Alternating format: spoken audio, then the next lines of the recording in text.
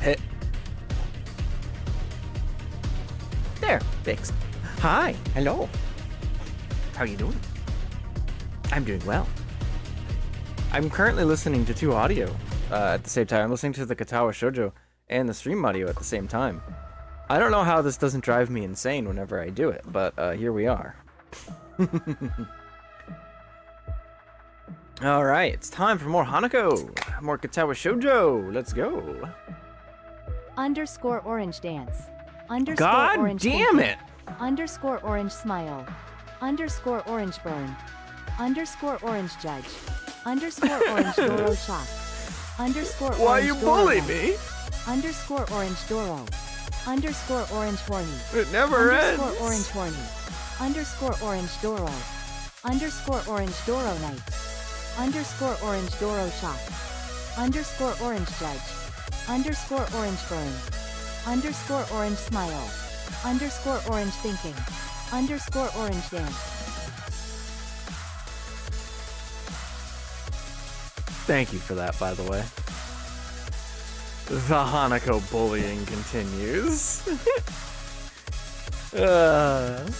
Yes, indeed. Well, from you at least. From me, it's I could never bully Hanako. I could never bully our dearest Hanako.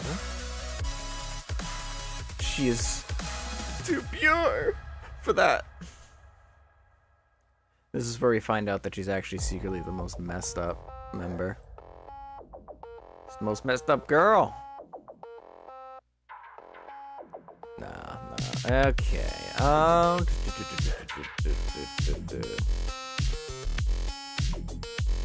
Let's just. There. That's good. Never could bully her. Sure, you did multiple times. What? No, me never. I would never do such a thing. That's just so out of character for me. All right, I'm done wasting time. Let's settle. Let's start.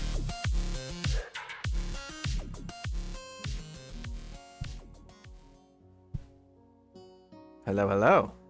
Oh, right, we moved the chat last time. Hold on a second. Boop.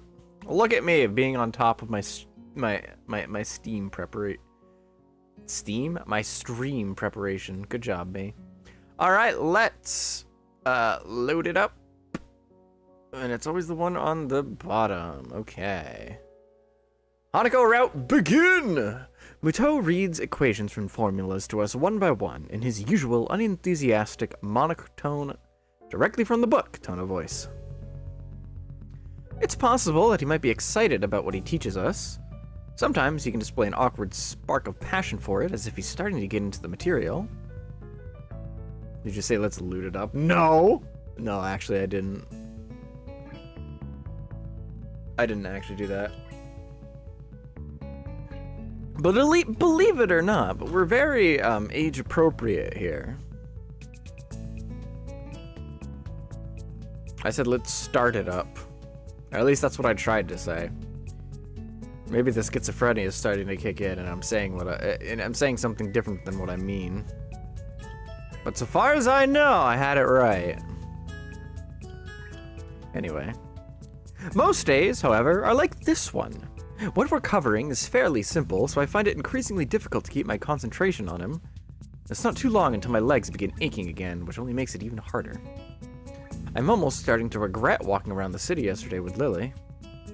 Since leaving the hospital, I've done very little physical exertion. Walking to and from the local corner store hardly counts. Despite Emi's attempts when I first arrived in Yamaku, I've largely given up on the idea of ever returning to my old level of fitness. I have little doubt that's why walking around town for so many hours has made me quite so sore. It's depressing, really, and it reminds me of one more thing I can't do since I had my heart attack. It makes me feel pathetic. You just said that you had an opportunity. Hey guys, did you know that in terms of human companionship, Flareon is objectively the most huggable Pokemon? Oh. While their maximum temperature is likely too much for most, they are capable of controlling it, so they can set themselves to the perfect temperature for you. Along with that, they have a lot of fluff, making them undeniably incredibly soft to touch. But that's not all, they have a very respectable special defense stat of 110, which means that they are likely very calm and resistant to emotional damage because of this. If you have a bad day, you can vent to it while hugging it, and it won't mind. It can make itself even more endearing with moves like Charm and Baby Doll Eyes, ensuring that you never have a prolonged bout of depression ever again. Thank you, Flareon. Thank you, Flareon. Thank you, Flareon. Thank you, Wing of Shu.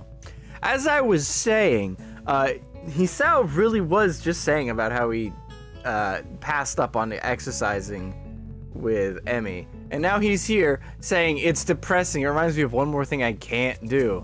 My brother in Christ, you gave up on the opportunity to do some exercise. Like, even if you're not doing exercise, God damn it! Orange burn. Underscore orange burn.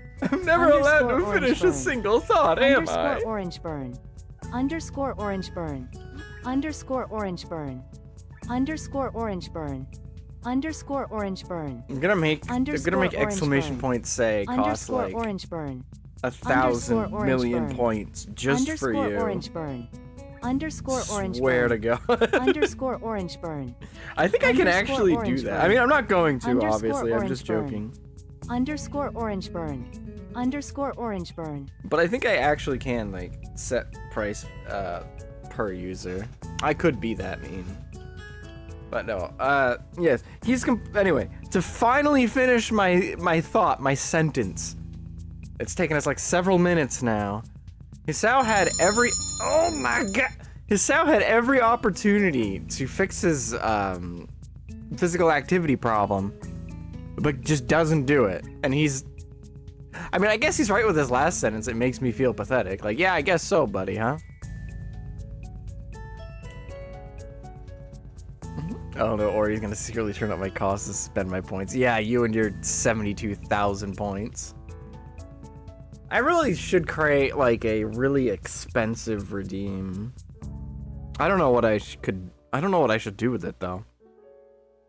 What would you want to see as like a 100,000 point redeem? What would even be good for that?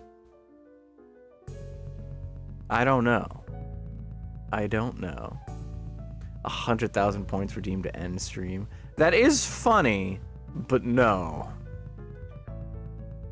For a couple reasons. But not yet. A 10-minute speech? I don't know. I don't know if that's worth it. You have to listen to me blab enough to get 100,000 points. You really want to hear more? You want to hear more of me blabbing? I don't know. What I've seen some artists and not productive, what's the word? Artistic folks do is they'll do like a free commission or something for 100,000 points. I can't really do that. I mean, maybe I did do an art stream once upon a time. Maybe I bring it back at 100,000 points and I just draw something that you want in my terrible art style. I don't know. Would you want to see that? Is that something you would want to see? My awful art to make something for you?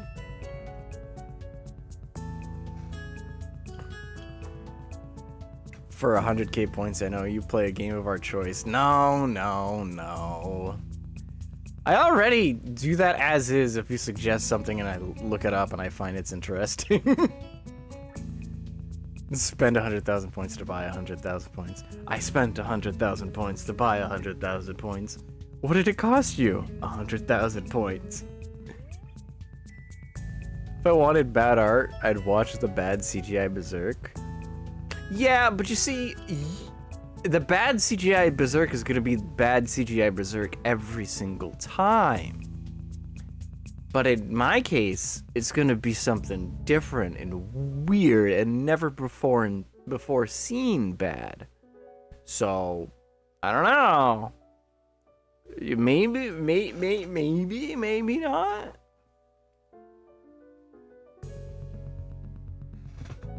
Like EX arms, what? Spend 100k points to make every redeem free and with no cooldown the rest of the stream. That sounds absolutely awful.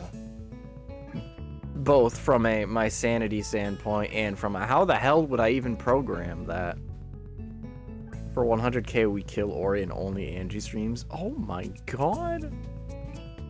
I won't lie though, I have actually considered the idea of Angie streams. Like, I know in the past, I had tried getting the AI thing working, but then it was just terrible and awful and I hate it and I'm never doing that ever again. But I have considered the idea of making it so that like a stream where I just turn off the cooldown and heavily reduce the price on TTS and just have Angie just do what it like all you can just spam say and you can basically tell Angie what to do. I don't know how I would turn that into like a game or a stream though yet. Or he tried to be Nero SMH. I won't lie, that is part of the reason why I explicitly stopped doing it. Because I wasn't gonna be like full Nero where she's the draw of the stream, right? It was gonna be more like she just does stuff in the background and interacts with chat and so on. But then I realized, wait a second, this is actually kind of boring. And also she sounds like a corporate HR manager, which I hate. I was just like, no, I'm not doing this anymore. This is terrible, I hate it. No, I think I like the hybrid currently where she's just basically a chat bot for you guys. Your sanity is a small cost to pay for fun. Oh gosh. Infinite Flareon command. Oh god. Yeah, I don't know. I'll think on it. There are quite a few things that I've been thinking of and that are also just in the pipeline. Spend 100k to have a special role on Discord. That sounds too easy. And too... Yeah, that just sounds too easy for me. Because all I have to do is just create a role and then just put you in it. So, how many chat boxes did you get through in 15 minutes, by the way? In 15 minutes, we've got through like 4. We got through like 4 chat boxes. Hold on, I think text history. Let's see. Actually, no, we've gotten through quite a bit because this is 1, 2, 3, 4. We've gotten through more than 4. I spent 500k to summon the unstoppable Exodia and end the stream. No, we won't do an end stream. We won't do an end stream because then you could just... Once you get to 100,000, you could just hold that over me and prevent me from ever doing anything on fear that you end stream. But I do like the funny Exodia. Although I don't know that's worth 100,000 points. That might be a lower text thing. But anyway, we did, Actually, wait a second. No, this is where we started. 1, 2, 3, 4, 5, 6, 7. We've gone through 7 lines. Well, not lines, but 7 text boxes in 15 minutes. 100k for you to play blind? Ori is a coward and doesn't want to be held at gunpoint. Oh, yeah. Sorry, silly me. Doesn't you play with a blindfold or something? I'm not against the idea of a blinds. Okay, alright, you know what?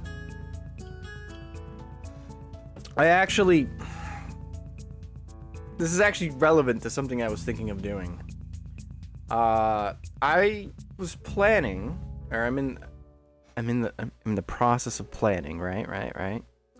I don't know, I've spoken about it before, and I did almost do it once, but then I didn't quite get everything prepared, and then it just kind of fell to the side. But I have a VR game called Into the Radius. If you've never heard of it, it's more or less Stalker, but in VR. And what I was gonna do, right? The thing that I never got really figured out in VR was how to view chat. I know you can, there's an app you can set up so that on your left hand, when you look at it, chat shows up so you can see it. But I couldn't quite get that working, and I didn't bother troubleshooting it to try to actually fix it. And then I just stopped it entirely. So what I was thinking, right, is I just don't bother with chat at all, and just turn it, just make it so that Angie reads whatever chat says. And chat becomes the voice in my head telling me to do things in VR. It's kind of like a blind stream, but also not. Alright, maybe not have Angie read every single text. Maybe just use the say command, but make it a bit cheaper. And then you can just use say to tell me to do stuff in VR into the Radius. Huh? Do a flip. Yeah, and then I would like try to do a flip of some kind. And it would probably be a little funny for like a stream. Make her say everything. That would sound super chaotic, but maybe. That's what I'm planning on. That's what I'm thinking of doing. That sounds like a fun time to me. I don't know about you, but that sounds like a fun time to me.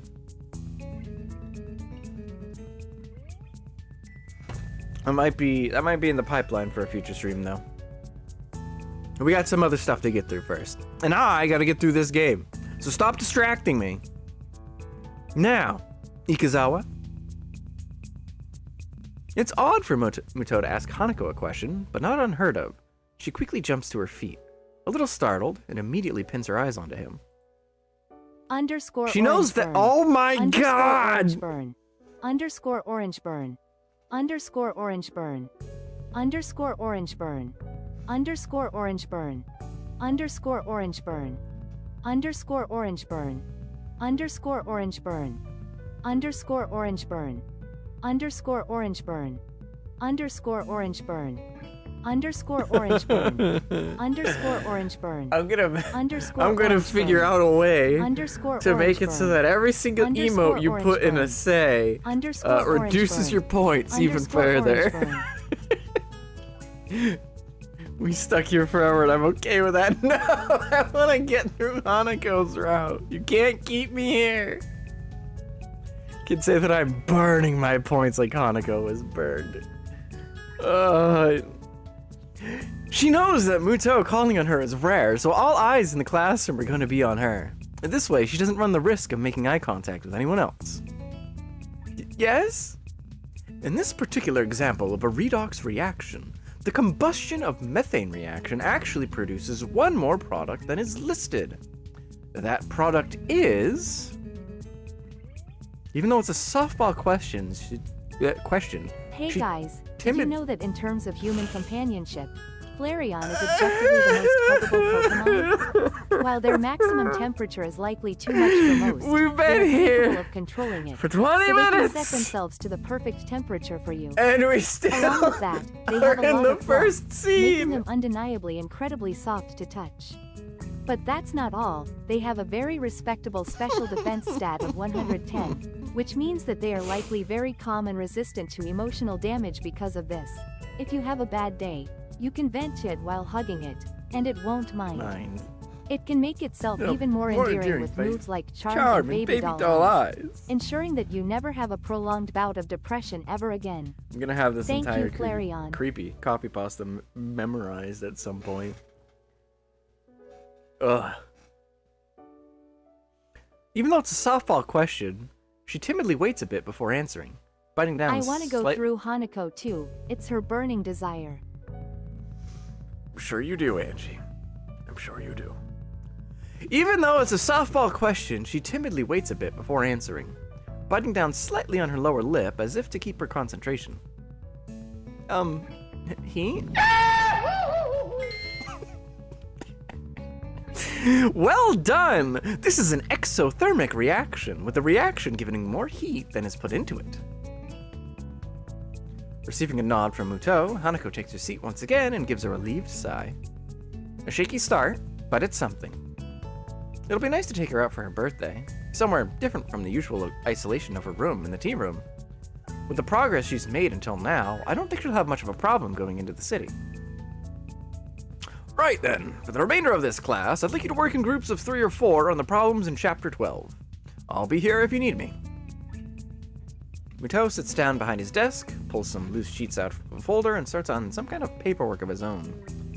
I thought teachers were supposed to do that kind of thing after class, not during it. Regardless, I look to my right to pick out someone to form a group with. Given the 2 smiling faces hovering near mine, I don't think I'm going to get much say in the matter. I suppose we have a group then.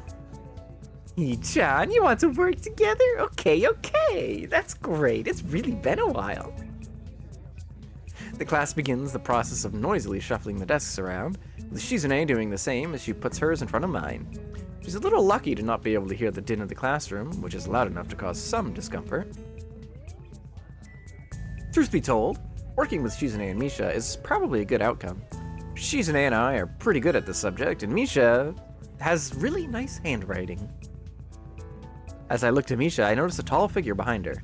The shadow catches Misha's attention as well, and she turns to face the dark-haired observer. Hi, Hanako. Good afternoon, Hanako. Hello. Shizune finally notices Hanako after looking up and following the gazes of Misha and I. In quick measure, she taps Misha on the shoulder to get her attention before signing away. Shi-chan What else can she do with her hands? What do you want me to say, handjob? Shi-chan says, if you're looking for a group, you can join ours. Hanako looks down and blushes a little at the offer. Out of all the people in the class, Hanako's most familiar with the 3 of us, so it's reasonable that she'd come to us first. Then again, her actually coming up to a group with the intention of joining them is something she apparently very rarely did before. She leaves briefly to drag her desk over, and Shizune and Misha wheel back to me as soon as her back is turned. I guess we get to play again, Hee-chan. You hardly ever play with us anymore. I wonder why. You 2 always seem to have some ulterior motive. That hurt, Hee-chan. I'd almost think you were insulting me. But it's Hee-chan, so I know that you're joking. Such a great sense of humor about it. It'd be awful if someone here were to take advantage of your good nature. Like making you help them with their work. Shizune seems excited for a second, a little surprised that I'm willing to challenge her. But when she sees Hanako coming back, she backs off with a smile. I guess the mind games are over early today. Hanako gently sets her desk in front of Misha's. Her eyes are locked downwards, and I'm left wondering why until I look around the class. Most are busy setting up their own groups, but a few are casting curious glances at her. At this range, it's hard to tell whether that is where their interests in her ends. Wait, what? Hold on a second. I gotta process this sentence. My mind is My non-existent dyslexia is acting up again. At this range, it's hard to tell whether that is where their interest in her ends, or if they are talking about her as well. 4? 4? Four. Oh my god.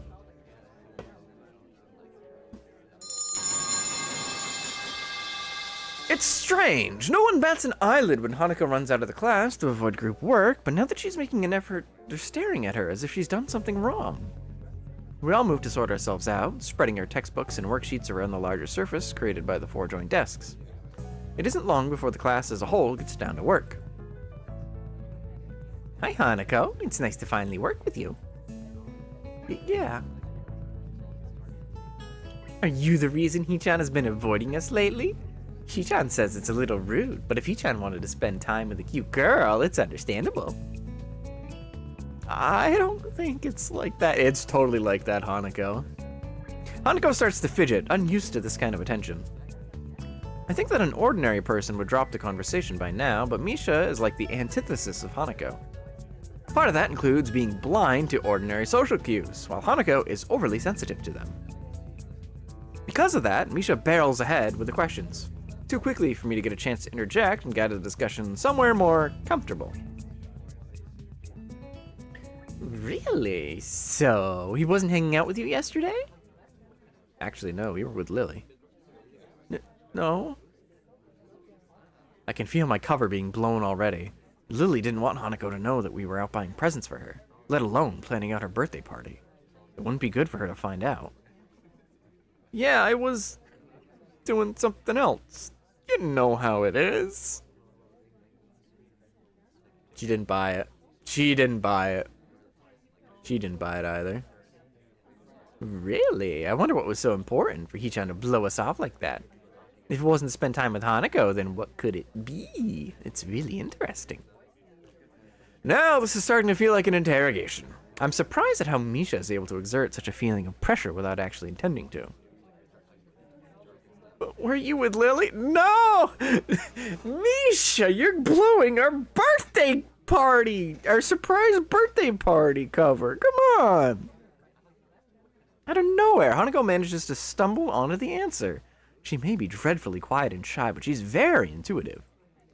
What makes you say that? Yesterday, Lily said something similar.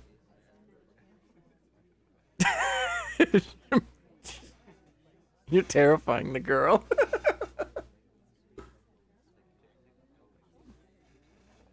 Suspicious. Hee-chan, I demand that you explain yourself. Hey, shouldn't we be doing the assignment? But it's so mysterious. Even Hanako wants to know. I turn to look at Hanako. It's true. From the expression on her face, it's obvious that she wants to know as well. And I think we're past the point where I could weasel out of having to provide an explanation. I apologize to Lily in my mind. She really did want to keep it a secret, but now it doesn't seem possible anymore. I feel a rush of conflicting emotions, so jumbled that I can't readily identify them, but they crash around in my head as I try to calm down and speak. All right, I'll tell you. I went into town with Lily, but that wasn't what you think. Lily and I were, for Hanako's birthday, we were, got us out of the bag. But it looks like Hanako is taking it a little better than I thought she would. A brief silence passes around our little group as Shizune and Misha look at each other sheepishly. I can tell that they didn't expect their game to turn out like this. They realize they messed up. You ruined our surprise birthday plan! I hate you! Misha looks up to Hanako in order to apologize, then pauses. Hanako was staring at the middle of her desk and barely moving. A maudlin expression on her face. I guess I was wrong about her taking it well. Lily hears this from halfway across the school and is very disappointed. Hanako? Oh, so Hanako, I'm sorry. There's a few seconds pause, but Hanako lifts and shakes her head. It's okay. Her expression looks odd, like she's very tired. It doesn't seem natural, but it's nothing alarming. Nobody really wants to continue with the current conversation, so we open our textbooks and begin our group work. This is pretty dull. While the equations we're supposed to work out as a group will take a while, most of it's gonna be boringly mechanical. It also doesn't help that while that didn't go as bad as it could have, it left an awkward atmosphere around us. Still, we manage. Shizune's face betrays the fact that she has about the same expectations of our work as I do, and the two of us begin to write out our group's results. Misha, on the other hand, is scrunching up her lips and very visibly trying to make heads or tails of what we're doing. Hanako is looking on quietly, absorbing what we write and what I say. She usually has the same expression when the teacher speaks. It's a shame her attendance is so unreliable. With the way she takes in information, I think she'd do quite well in class, if she actually followed the lessons regularly. I wonder if this may be why Shizune seems so hard on her. Hey, Hanako, do you understand this? Misha looks to Hanako, but I suspect her hope is more to find a comrade in ignorance rather than genuine help. Not really, I guess. I'm surprised by how tense she is in answering, but she settles back down. She breathes out, and the way her upper body and head lower reminds me of a deflating balloon. You okay? I could go over this bit if you want. Hanako shakes her head slightly, but then again, I don't think she needs the extra explanation despite what she said. Misha quickly interjects, entirely oblivious, and I end up slowly going through how we ended up at one of our results, step by step. Times like this remind me of that this kind of work may not be mechanical for everyone, but rather feels that way to me due to my grasp of the subject. That's a satisfying feeling. As Misha brings her bald fist onto an open hand in realization, I discover another nice feeling. My explanation got through to her, and she manages to work out the next equation by herself with a minimum of guidance. Throughout all of this, Hanako is unusually unresponsive. Oh, hey, what part of Hanako's Red are we up to? Oh. I don't like the sound of that. Well, it's time to figure out what you mean by that. She's normally very quiet, but one can still see her eyes roving periodically over the landscape of the classroom in front of her, or anxiously moving her hands in some way, or shifting her shoulders periodically. Right now, these small movements that I've gotten used to seeing are all missing. Someone not moving at all is definitely weird. Even Misha can tell there's something wrong. Hanako? Are you sure you're okay? Yes? Are you sure? I'm fine. A little more strongly this time, but she turns away as she says it. It only makes me doubt her answer, yet, at the same time, I can tell she doesn't want to talk about it further. Having already had one very awkward conversation today that I'm still not fully over, I don't want to pursue the matter too much either. We settle back into our routine, debating over our answers whenever a doubt comes up, but as time goes on, I notice that Hanako isn't talking at all. It's frustrating. She had made so much progress. Misha! You ruined our progress! It makes me a little angry at Shizune and Misha for undoing the surprise Lily had wanted to keep secret so much. I know I'm at fault too. Maybe I could have kept it under wraps somehow. Shizune has noticed Hanako's silence as well, and is also getting antsy. I can see it on her face. It's strange that even though she's deaf, Shizune has perceived Hanako's unusual quietness sooner than Misha. Hanako, you're being too quiet. You have to contribute too. Someday we might work on a bigger project, like one that's so big it's worth celebrating afterwards, like with ice cream or cake. If you act like this, we won't take you along. I can tell that they're trying to tease her to bring her out of her shell, but I don't think that kind of approach will work on Hanako. It will just make her feel worse. Guys, don't tease her like that. Yi-chan, it's all in good fun. Shi-chan says that she teases everyone anyway. They do back off, though, with Misha moving away from the issue by asking me a question again.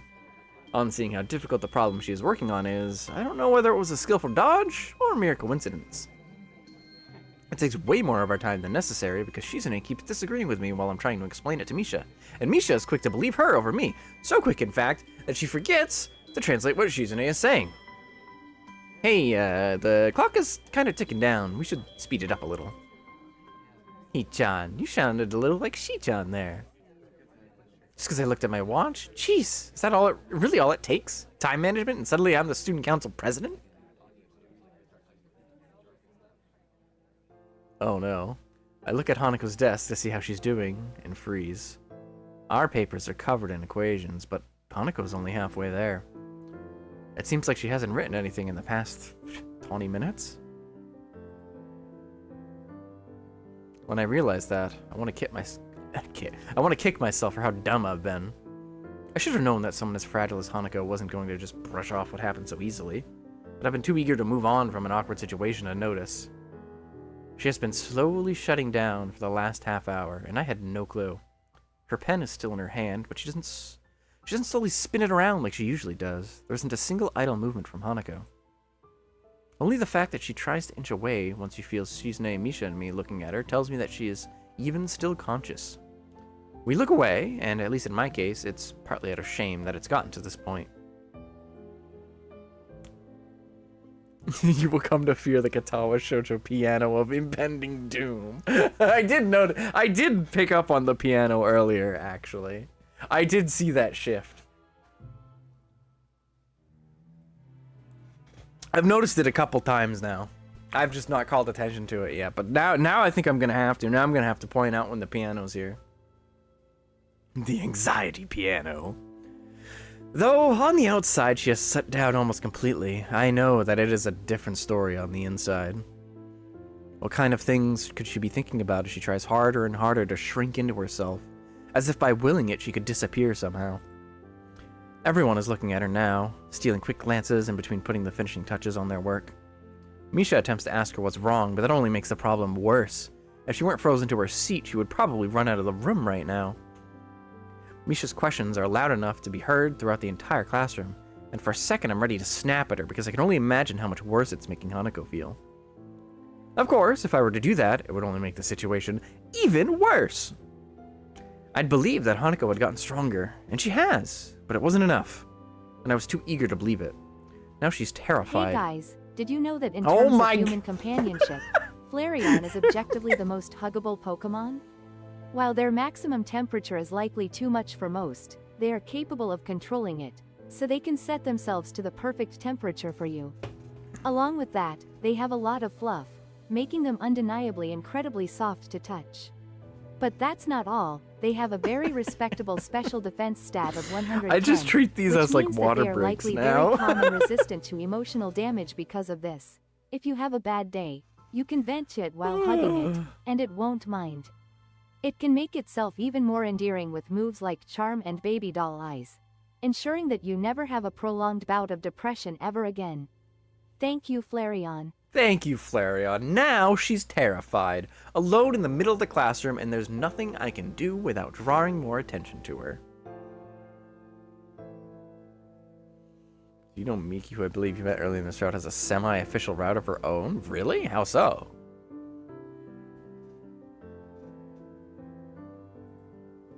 It's infuriating. Misha's worried, and even Shizune is biting her lip. None of us know how to deal with this situation, so I decide to call Muto. His judgment would probably be better than ours. Honestly, good call. I look up and manage to catch his eye, silently motioning for him to come over. I want to make as little a fuss about this as possible, since if there's anything that would make this worse, it's more attention being focused on her. I know that Hanako can see everyone staring at our group, specifically at her, because I know that if there's a problem, it has to be her. Everyone knows her, and it's the first thing anyone's mind would leap to. Her reputation for being a truant has marked her up as an unusual person, even an unusual Yamaku. Who knows how many times they have stared at her before? Maybe it's because she's seen the class staring at her so much that she fears their gazes like she does, cowering from them. The time it takes Muto to walk over must be like an eternity to Hanako, and she looks as if she's about to fall over. Muto quietly begins to ask us what's wrong before catching himself as he sees Hanako. Did we upset her? Don't worry. Muto bends down after calming Misha and looks intently at Hanako's face. Hi, Ikazawa. Can I help you at all? His voice is hushed and gentle. Everyone's acting so differently around Hanako now that the whole class has noticed something's wrong with her. Hanako doesn't respond, so Muto gently rests a hand on her shoulder. She starts shaking at his touch, but won't even look up. Hanako continues to stare into the They are equations. in her walls watching her every move steal all your cookies. No, not my cookies! No, my cookies! She starts shaking at his touch, but won't even look up. Hanako continues to stare into the equations on her desk, vision so unfocused that I doubt she even sees them. She's worse than before. I remember that not even an hour ago, she was able to talk to him almost normally. Muto grimaces a bit as he stands again, and now that his expression's changed, I can see he wasn't exactly unaffected by what happened earlier, either. He takes a breath to settle himself before speaking in a very quiet voice. I'm a little impressed at how quickly he takes control of the situation. Is that it? Nothing's wrong, then? Muto seems to say that to no one in particular. However, his words sound convincing enough that most of the people who are looking over at Hanako now turn away, getting back to their work. He gives a quick glance to his left and right. Several people at the desks around us are still staring curiously, but other than that, we seem to have escaped attracting too much attention. Muto notices me doing the same as him and smiles a little in his usual silted way. I think, for Ikizawa's sake, that it would be good to quickly take her somewhere away from others. Nakai, Hakamichi, could you please take Ikizawa out of the classroom? I'll keep everyone settled, so please don't worry about anything near her, or anything but her, okay? He looks at Misha to tell her to interpret his words for Shizune, but she's already finishing her translation by the time he does so. It's remarkable how little thought she needs to sign, and she still looks quite dazed otherwise. Muto is one steely-eyed missile man. He really is great. Muto is one of my favorite characters in this entire fucking game. It's like not even close, actually. Where's the Muto route at? No. I'm kidding.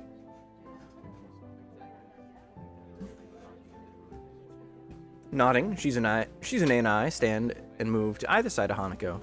Muto steps back to allow us some room and talks to the table behind us, as some people there have begun to mutter between themselves about what's going on. We look at each other before lowering ourselves in unison, taking one arm around each of our shoulders and lifting. Be like Persona 5 and date your teachers. Don't give them any ideas. They might flock to this game from the playgrounds. He's better than the one other teacher you deal with. Who boy, that's a whole thing. Other teacher you deal with. Who's the other teacher you deal with? It must be in a route I haven't done yet. Or you want the DILF energy removed?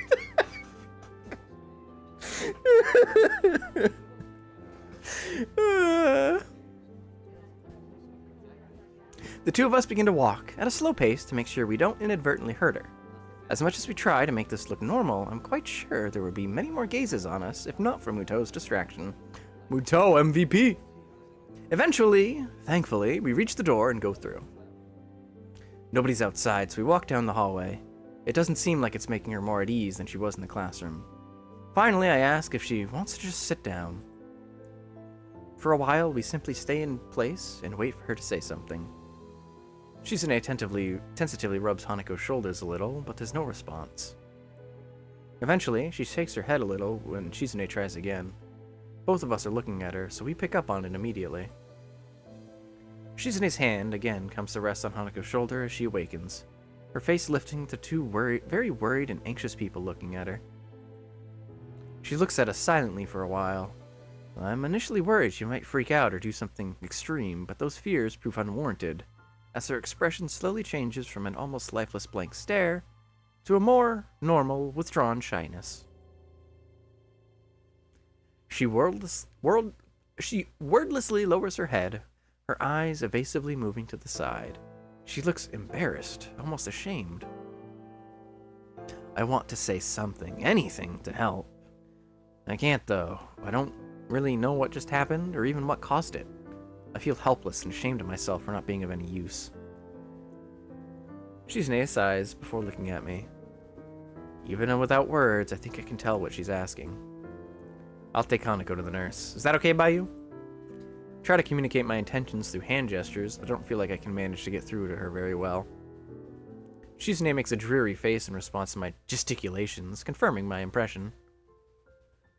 She stabs her finger in the air decisively, first at me, then at Hanako, and then towards the stairs. She waits for me to nod before pointing at herself, then pointing at the door to the classroom. I get the feeling Shizune is much better at this than I am. I nod at her, since her plan is, after all, the same as mine. Shizune gets ready to make her exit, but she only leaves after looking at Hanako for quite some time. Are you okay with me taking you to the nurse's office? Hanako doesn't say anything or nod, but she stands up in place by herself. And when I begin to walk, she obediently follows. I've read about people being catatonic before, but I think this is the first time seeing it for myself. She looks extremely tired. After everything that's happened, it's not a surprise. After Hanako silently takes off her shoes and lies on the bed in the infirmary, the nurse and I take our leave. She shuts the curtains behind us, we both take a seat, and I quietly and thoroughly go through everything that happened in quite some detail. I want to understand what happened, and the nurse has as good a chance as anyone of knowing. He nods throughout my explanation, his face looking troubled as I finish. It must have been very troubling for you to have seen all this. I'd be lying if I said it wasn't. I get that she fainted, but I don't really understand anything about why it happened or why she's acting like this. He nods, but his face is clouded. You don't know either? Well, yes and no. It's complicated. I assume you've heard about the concept of patient confidentiality at some point? This is a bit of a minefield in that respect, so I'm going to put this pretty bluntly. This is a matter for Ikazawa, me, and her therapist. I move to protest, but think better of it. I want to deny what he says, but if I think this through rationally, what he says makes perfect sense. I understand. Good. I wish I could help you more, but I think what Ikazawa needs right now isn't somebody prying into her past or her emotions. She just needs somebody to be there for her. She needs a friend. For what it's worth, I think you've done well in bringing her here. Sounds like you and your friends dealt with the situation well, too. I'd give you a lollipop or a sticker as a reward, but you might be a little too old for either. He gives a cocky grin, obviously trying his best to lighten the atmosphere. I'm not really in a laughing mood, but he does manage to get a smile out of me. And this is why Nurse is also MVP. Thanks. Do you mind if I stay here with Hanako? I appreciate the thought, but I think it would be better to let her rest for now. Nurse Raowen. She'll be let back to her dormitory room this evening, so you could visit her then. Shizune could use a text to speak. A UWU voice mixed with Doomslayer could work. Shizune just sounds like. Actually, wait. No, not Doomslayer. Like because Doomslayer doesn't really speak much either. But the announcer voice for Doom Eternal. In the age of like and all that, she just sounds like that all the time. Everyone loves Pimp Daddy Nurse. I mean, you're right, but why'd you have to phrase it like that? Pimp Daddy Nurse. I agree with him before standing. It feels like all I can ever do around the nurse is humbly agree to what he says. But it was the same with the doctors in the hospital, too. He's a smart man, that's why. That's why he said, he knows what he's doing. He's done he's done this rodeo before, Shani. The walk back to the classroom is a long one. My mind is feeling heavy under the weight of so many things happening so suddenly. Even as I re-enter the classroom, I'm thinking about Hanako. My stomach feels like it's turning into knots while I think about how to deal with her. I still don't know what I'm going to say when I see her again. Thankfully, the class doesn't pay me much heed. There were a couple of questioning glances, but overall not many people seem to be very aware of what happened. Muto raises his eyebrows to get my attention when I pass by his desk. Nakai, I take it Ikazawa is in the infirmary now? Yeah, I took her there, and the nurse said I should let her rest. Because he struts down the halls of Yamaku with that bass lick theme playing and makes most of the girls and some of the boys swoon.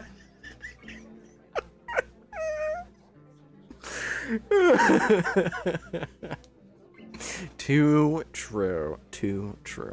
Muto nods, assuring me that I made the right call. He scratches his chin for a second before rising from his desk. Everyone, I want you to continue with the exercise. Nakai, I'll see you in the hallway, please. His speech is hushed, but overall he doesn't seem to be acting too differently from how he usually does. Being a teacher, maybe it's to be expected. As we go out into the hallway, I notice him taking a quick glance left and right to check if there are any students milling around. The hallway is nearly soulless, but I can't think of anything except waiting for Muto to speak. Nakai, what do you think the purpose of this school is? To cater to the needs of disabled students? Muto scratches his head as she shakes it. No, if we wanted to do that, we would have built a whole new school from scratch. One floor, talking whiteboards, that kind of thing. Look around, Nakai. This school is about giving you all the futures that you would have been denied in regular education. Huh? Think of it this way. If we wanted you to graduate and go straight into a hospital, do you think we'd put in this much effort? The bluntness of Muto's statement temporarily stuns me, causing me to forget about the immediate situation. No. That's right. We want you all to leave here as useful members of society. I'm not quite sure I'm following you. I have high hopes for you, Nakai. You are possibly the first student I've had that gets my lectures. That isn't something that a teacher should be admitting so freely or so proudly. You could easily take your studies of science well into university. Have you ever considered that? Can't say I have. Well, what have you considered? For your future, that is. I can't say that I've put much thought into my future. For a moment, I'm distinctly reminded of Lily questioning me about the same subject. It's only been a little over 5 months since I was gasping for air on the ground. It's too soon to be thinking about the future. And besides, Hanako's problems seem much bigger to me right now. Muto gives a disapproving sigh before continuing.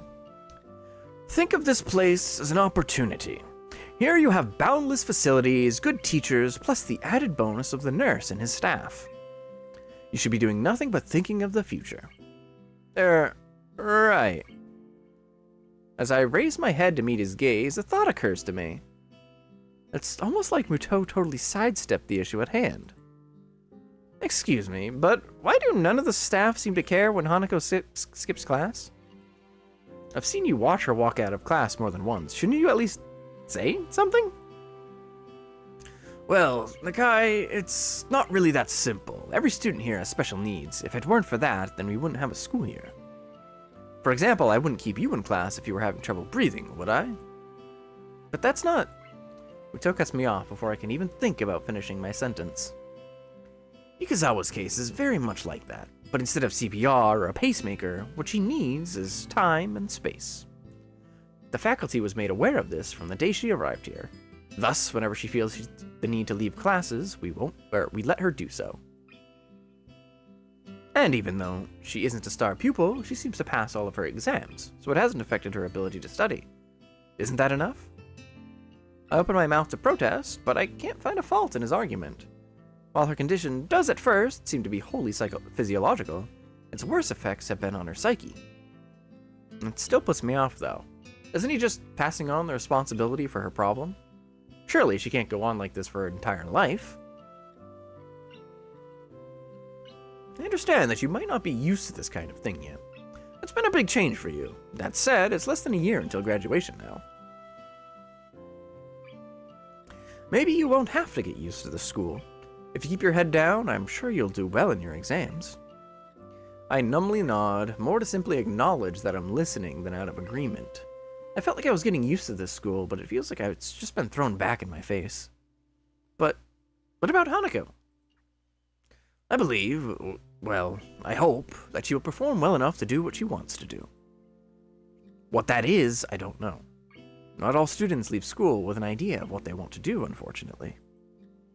He takes care to emphasize the last words, as if it wasn't clear enough already, and gives me a moment to mull his words over. Today's been a troublesome day for you, and I doubt you'd be able to concentrate much anyway after all that's happened, so I'll allow you to take the rest of the day off. Your grades have been good in this class so far, which makes me think that you won't have any trouble catching up on what we've been doing. He gives a small smile along with his praise, as if to make up for the seriousness of his lecturing before now. Go collect your things, and I'll see you tomorrow. Right, thank you. Muto's roundabout speech has left my thoughts scattered. I'm still not any closer to working out what I can do to help Hanako, if anything, and my mind is all the more confused after what Muto said. I'm also still bothered by the fact that Hanako was helped at least as much by Shizune, her enemy by proxy, as by myself. But I don't know whether that is just male bravado or a genuine concern. While I collect Hanako's and my things from the class, I continue to try and sort out my feelings. I want to say that I understand her and that I'm there for her, but while I might have been able to say that just yesterday, I can't say it now. I wish I could. I lay on my bed, trying to collect my thoughts. After Hanako's panic attack, I found myself fundamentally reassessing the relationship we share and what I know about her. I had a hard enough time dealing with 4 months in the hospital. One look at her scars tells me that she was in for a lot longer than I was. Be that as it may, I know next to nothing about her past. She has told me about the house fire, but only in the most basic way. And what of her family? I still haven't asked Lily about them. That's been a good opportunity to bring it up. I don't know where she grew up, or what her old school was like, nor of her past friends, her wishes and ambitions, not even her tastes in music, food, and movies. All the little things that I should know about all of my old friends. Or all the little things that I knew about all my old friends. My bad. Just, what have I been doing for all this time I've been with her and Lily? In the distance, I hear the bells signaling the end of classes. With any luck, Lily will soon realize that neither Hanako nor I are around and return to the dormitories. My mobile phone starts to ring, cutting my thinking short. It quite startles me, as I've rarely been called since coming to Yamaku. Hello? Hisao Nakai speaking. Oh, Hisao, I'm glad I found you. You weren't at any of our usual places, so I thought this would be the fastest way to contact you. I probably should have guessed it would be Lily, as she's one of the few people I've given my number to. Even through the phone, her voice sounds slightly on edge. Hanako and I left class early. She had some kind of panic attack. The line goes silent. If it weren't for the background static, I would have thought Lily had hung up on me. I understand. Could you come by my room? I'd like to talk with you. Sure, I'd appreciate that chance to have a bit of a talk, actually. Good. I also have some bad news. I think we should discuss this in Phone person. interplay? Shut up! I'm trying to remember Lily's route. Isn't this around the... should be around the time that Lily finds out that she has to go back to Scotland. Thank you for the bell. It's hard to grasp the seriousness of the situation from Lily's tone. She sounds so calm most of the time, but that could be a good or a bad thing, depending on how you look at it. Okay, I'll be right there. I collect Hanako's school things from my desk and head straight for Lily's room. I rap my knuckles on her door, and she soon calls me in. Lily sits at the table inside her room, looking a little worse for wear. I guess that's because of the bad news. Following her gesture of invitation, I sit across from her and lay Hanako's things on the table. Well, there's no point in either of us waiting. Would you mind going first, Isao? What happened today? My memory of the incident is already beginning to fade, but I explain it as best I can to Lily. Inviting Hanako to work with the group, Shizune and Misha's questioning, our foray to town getting discovered, and the subsequent panic attack. I had Shizune's reaction almost as an afterthought, but Lily seems to take some kind of comfort in hearing about it. I guess rivals don't become rivals for no reason. There must be some history there, but now isn't the time to explore it. I see. She had said her therapist sessions were helping, but I had my doubts. It's quite a shame. Her birthday has caused problems before. Oh yeah, you said the word birthday. That's right. But I had hoped that she would have improved with you around, and the more intensive therapy. Where is Hanako now? Last time I saw her, she was in the infirmary. I guess she's gone back to her room by now. She wasn't in the library or the tea room when I checked, so I can only assume that, too. You said you also had some bad news? What's the matter? Does it concern Hanako? Lily shifts her position, the body's way of saying she's searching for the right word. Yeah, my aunt has fallen gravely ill. I'm afraid I'm going to be heading back to Scotland to visit her, and to spend some time with my family. What? Is she alright? When do you leave? I'm not altogether sure of exactly how she's faring at the moment, though last I heard she was stable. I'll be leaving Saturday. It's the earliest flight that I could get. Stable. That's code for needs to stay in the hospital. I've been stable long enough to know that, and to know that it doesn't necessarily mean someone is in good condition, but merely treading water. Oh, this is even worse than the regular piano music. Oh no! On the upside, stable is much better than critical condition. At least she's not on the brink of death. Stable? That's a relief. Yes, but this means that I won't be here for Hanako's birthday. I wanted to tell you now so we could think of something before we told Hanako, but after today's events, I'm not even sure if there's going to be an issue if we simply cancel the party. I don't think that is such a good idea. Hanako already knows that we were planning a party now. To go back on that seems like the wrong thing to do. Also, we should do something for your going away, right?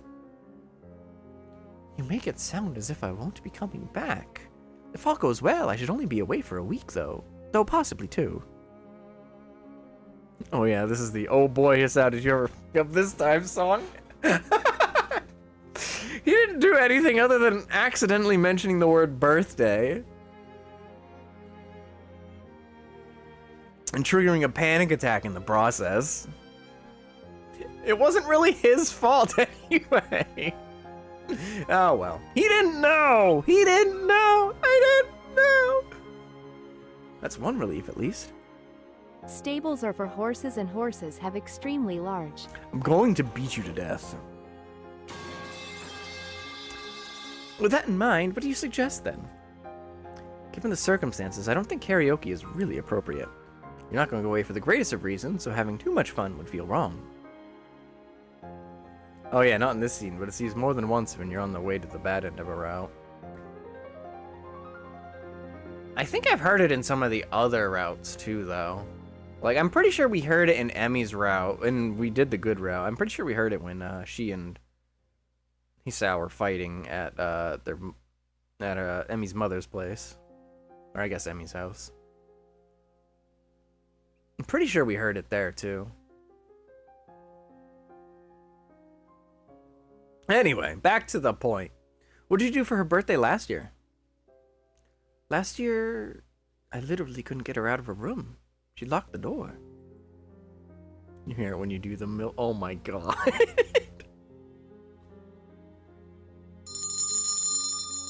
All I could do was leave food outside for her, making sure that she was at least eating well. This is perhaps the most depressed I've ever seen and heard Lily act. I feel sorry for her, given how defeated she must feel to be unable to help her closest friend. Perhaps it would be better to throw the party before you leave, then? That does sound like it would be the easiest option. I think we should at least tell Hanako, both about your trip and her party. I have her things from class as well. That's a good point. Should we go and visit her now? I think that would be a good idea. Part of me is dying to see Hanako. The last time I saw her, she looked like death walking, and these last few hours have torn me apart just thinking about that. We quietly get up and file out of Lily's room. Hanako's room is next door in the same hallway. She was probably listening. So it's just Rin and So Chizzy's. Lily is suggesting a 3 right now. Yep, there's Rin and Chizzy left after this. Knocking lightly gets us no response, but the door proves to be unlocked.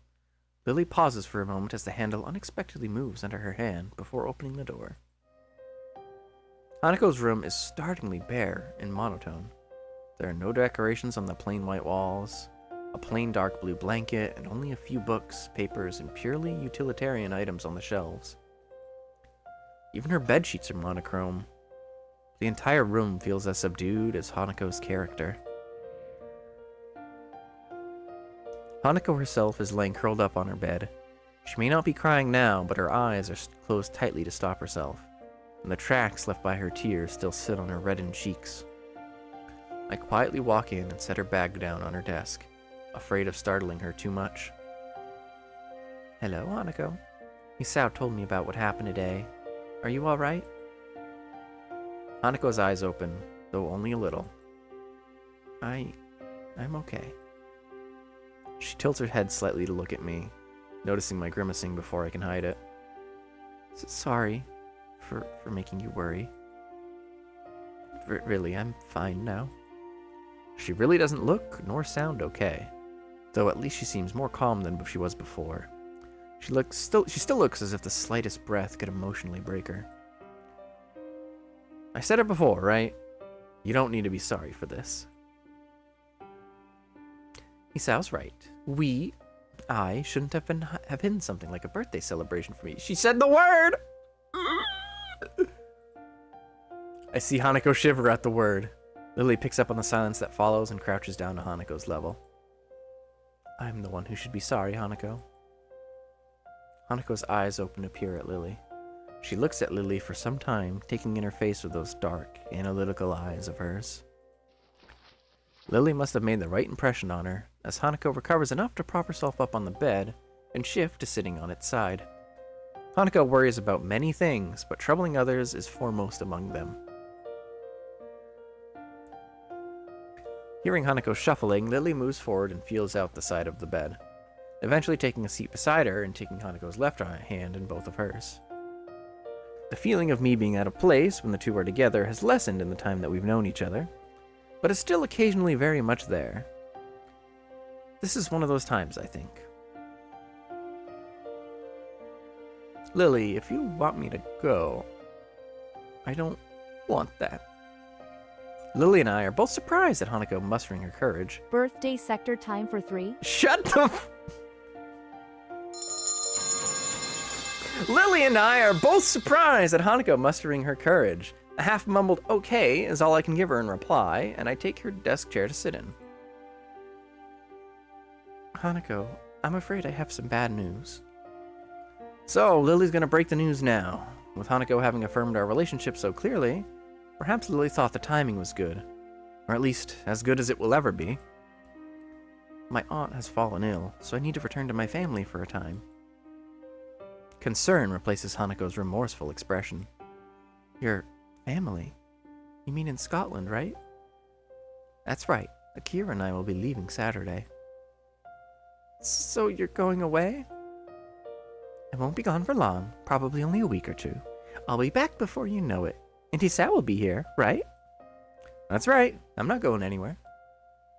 Hanako seems to take only minor comfort in this, but she just managed to summon some resolve from somewhere inside her. Is your aunt going to be all right? I'm not sure. Silence falls. It's depressing that the thing that truly brings Hanako out of her rut is another's misfortune. I decide to bring up the other matter that brought us here, to distract, at least in part, from the dismal feeling permeating the room. Anyway, we were thinking that it would be a good idea to have a going-away party for Lily, and it could double as... yeah! I cut myself off before mentioning her birthday, as that seems to be a trigger for such fierce emotions within her. Lily gives Hanako's hand a gentle squeeze. Is it all right by you, Hanako? It won't be anything lavish or overdone, just something small in my room. So just in the school? Just us? That's right, just the three of us. If you like, I could ask Akira to come as well. Okay, you're only going for a week? 1 week or 2, yes. I promise you it won't be any longer. Okay. So just a 3 in Lily's room? Oh my god. Perfect time for the fish. I didn't even wait for you to finish that one. Most people would be pretty upset at hearing about a friend's family member falling ill and happy at having a party. But with Hanako, it seems that both events are on the same level. Alright then, you look like you need a rest, Hanako, so it might be best if we all went back to our rooms for now. You know that if you ever want anything, you can always talk to me or Hisao, right? Lily's voice is pensive, an unusual edge for someone as confident in herself as she. I understand. Thank you, Lily. Hisao. Well then, good night, Hanako. Night.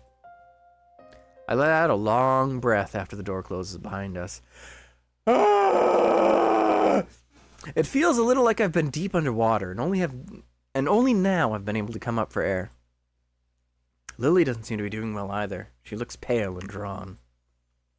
You all right? I'm just a little tired. It's been hectic recently. Have you slept at all? A little tired sounds like an understatement given how you look. I think I managed to get a couple hours of sleep before class. I'll be okay. I feel bad about pressing Lily right now. I think both of us are pretty tired from everything that's happened as well. I think you should get some rest. It's been a big day, and staying up isn't good for your complexion. And thank you for your concern, Isao. Good night, then. Okay. Night, Lily. I leave Lily in the hallway as she opens the door to her room, and begin to make my way to my own. As I walk down the quiet hallway, I can't get that image of Hanako out of my mind, huddled and pitiable, lying helpless with tears on her cheeks. I began to think that she was just a normal, if extremely shy person, but her problems run much deeper. Trying to take our relationship further than what we share now, when she's so fragile and vulnerable, wouldn't be right. I don't need to be more than her friend in order to protect her. To try and stop anything like this will ever happening again. The possibility of my feelings for her going beyond that doesn't matter anymore. Hanako was precious to me, and that's why I can't take advantage of her. Hisao, what the fuck? In an earlier version of the game, Hisao has daydreams about Hanako x Lily and even tells Lily about it. Hisao, what the fuck? Really, what the Oh, teenage boys. Oh, yeah. Mysterious little beings, them. Thank you, Wing of Shu. I'll forgive you for the last one. But even so, there's still a sting I feel when I think that way. For now, I need to sleep. Tomorrow, hopefully, will be a better day.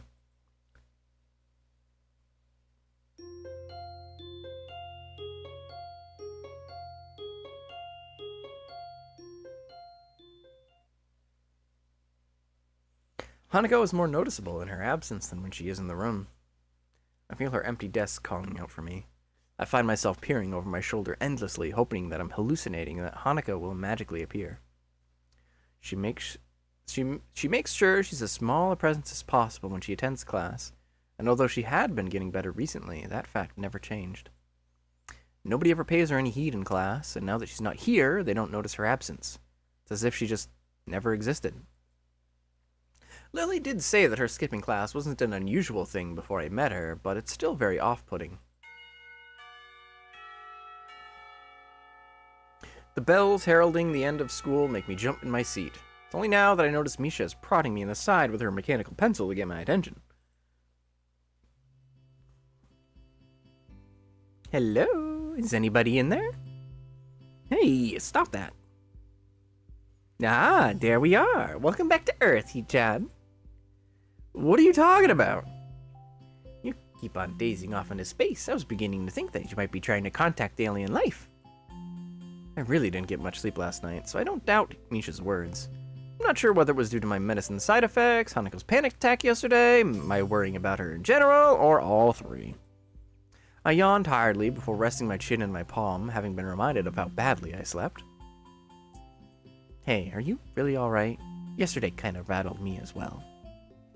Yeah, I guess. I wanted to speak to Hanako again, though. Did you see her last night? Yeah, Lily and I talked to her. This may sound a little bit weird, but can you tell she's in a thank you from both me and Lily? Ooh, and Lily.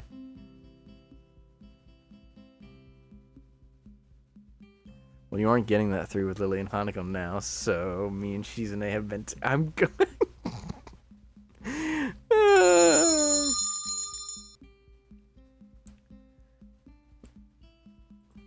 I know Lily technically didn't thank Shizune, but I could tell by her reaction last night that she wanted to. At least, that's how it works out in my head. Whoa. I think what Chi-chan is trying to say is, you're welcome. The furious sighing in Shizune's reddened cheeks tell me that what she said was entirely different. Her blatantly flustered expression is amusing enough to make me chuckle. What's so funny, Hee-chan? Was it something we said? No, no, no, no, no, no, no, no, no, no. That's not it. I was simply thinking about how cute Shizune can be at times. You're right. Hee-chan is really cute. She tries not to be. I noticed that Misha decides not to sign her response to Shizune.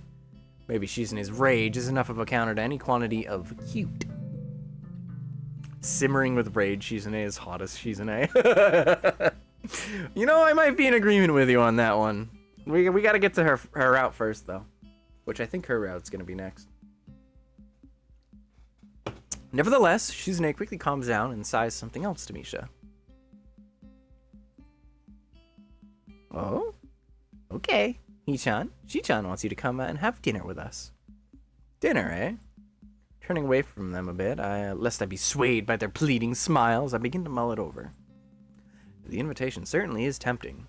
A takeaway dinner with two cute girls is not a bad thing, after all. The thought of Hanako locked up in her room, though, keeps dancing on the edge of my mind. Sorry, I'll have to pass. Avoiding Rin in an attempt to beat the allegations. No, it's just that going through Lily and Hanako's routes made me come around to Shizune a bit more. Now I'm interested in actually doing her route. I didn't get the same thing from Rin in Emi's route. Rin is still an enigma to me. Aww. Misha doesn't sign my response, but Shizune picks up on it easily enough and grimaces in disappointment. She moves her arms, assumedly beginning some form of either protest or coercion, but stops herself and taps Misha's shoulders twice. Once Misha gives Shizune her attention, the only statement Shizune has on the matter is a shrug. Oh well, it's your choice, Ichan. I promise I'll join you two another time, if that helps. Misha perks up at this, but Shizune doesn't share her reaction. With a flick of the head to signal for Misha to follow her anyway, Shizune simply raises her hand to silently wave me goodbye. As the two make their way out of the door, I return the gesture until they're out of sight.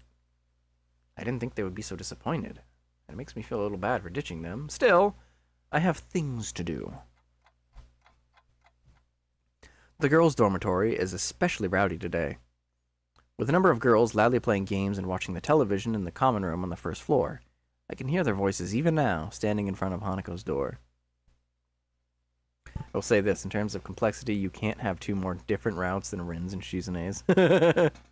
I heard Rin's is the most complicated in the entire game. Which I think I can see it. She is an enigma. I still don't really get Rin.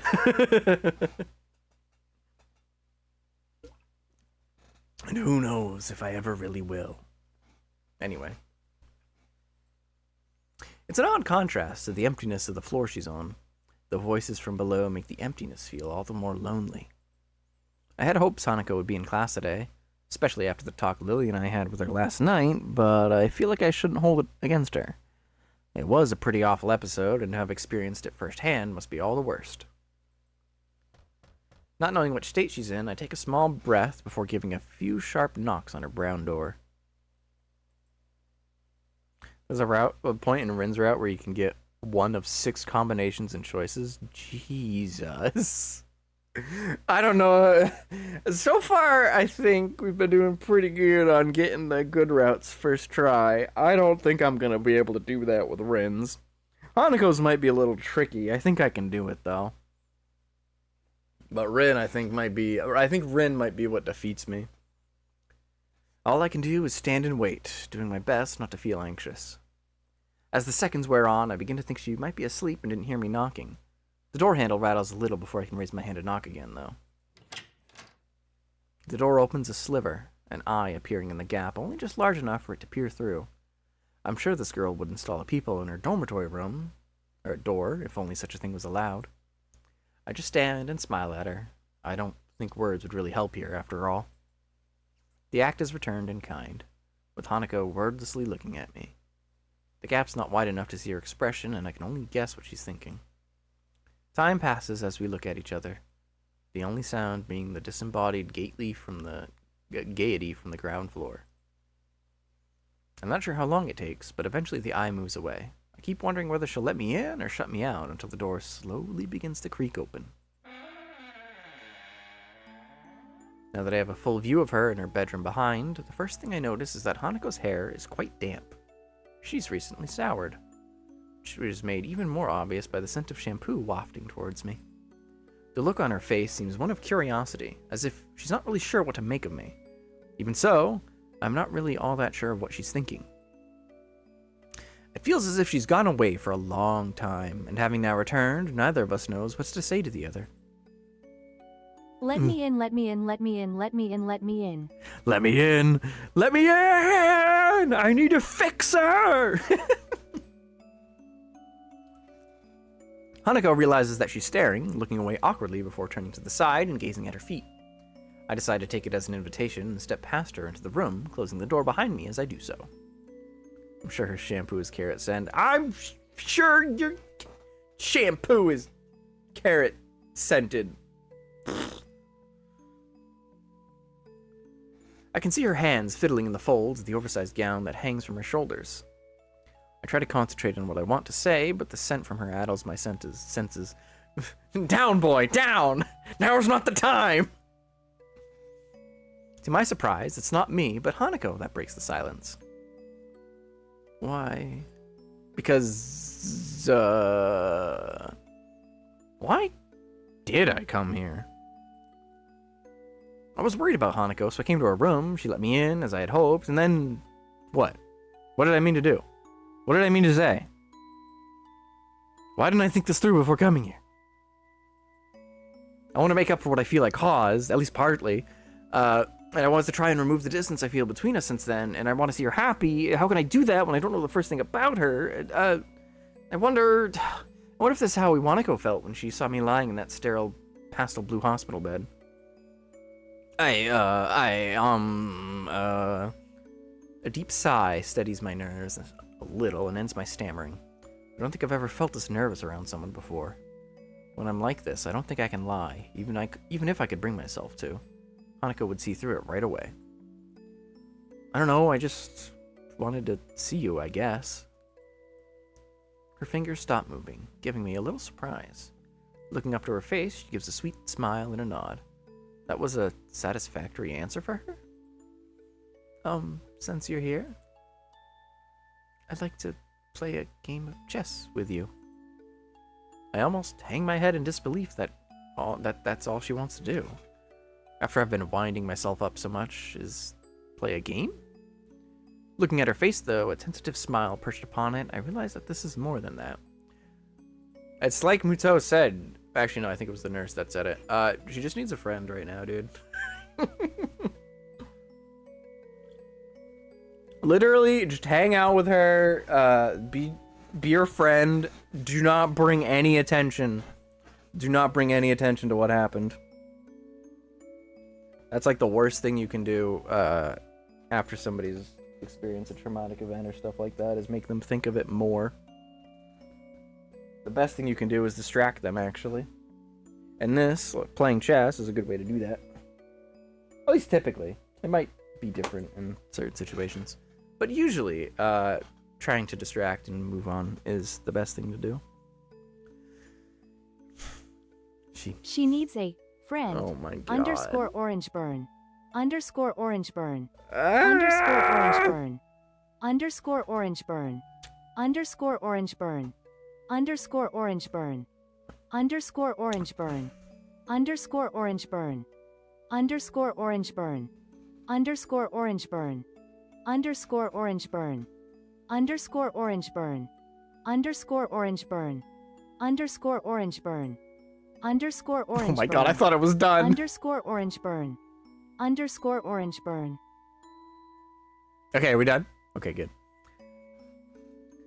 She could have not bothered answering the door. She could have shut it as soon as she saw my face. She could have asked me to leave. She could have rejected me at many points, but she didn't. Now, with She this needs a cuddle buddy like Flareon, so warm and fluffy. like, unironically, that would probably be pretty good. Plus, considering the pacing of how this game usually goes, I think we might actually be heading in that direction. She could have rejected... Oh, wait, I already read that. Now, with this calm face, she wants me to play the same game that we played when we first really spent time alone together. A feeling of relief washes over me. Everything will be alright. Hanako has let me into her world. Hey guys, did you know that in terms of human companionship, Flareon is objectively the most huggable Pokemon? While their maximum temperature is likely too much for most, We're they are finally capable of getting to the controlling good it, part. so they can set themselves to the perfect temperature for you. Along with that, they have a lot of fluff, making them undeniably incredibly soft to touch. Evil! But that's all not of all. you. They have a very respectable special defense stat of 110, which means that they are likely very calm and resistant to emotional damage because of this. If you have a bad day, you can vent to it while hugging it, and it won't mind. It can make itself even more endearing with moves like Charm and Baby Doll Eyes, ensuring that you never have a prolonged bout of depression ever again. Thank you, Flareon. The mood whiplash is real, right? Ay, ay, ay. Everything will be alright. Hanako has let me into her world. As long as we can be together like this, I think everything will be alright. It would be my pleasure.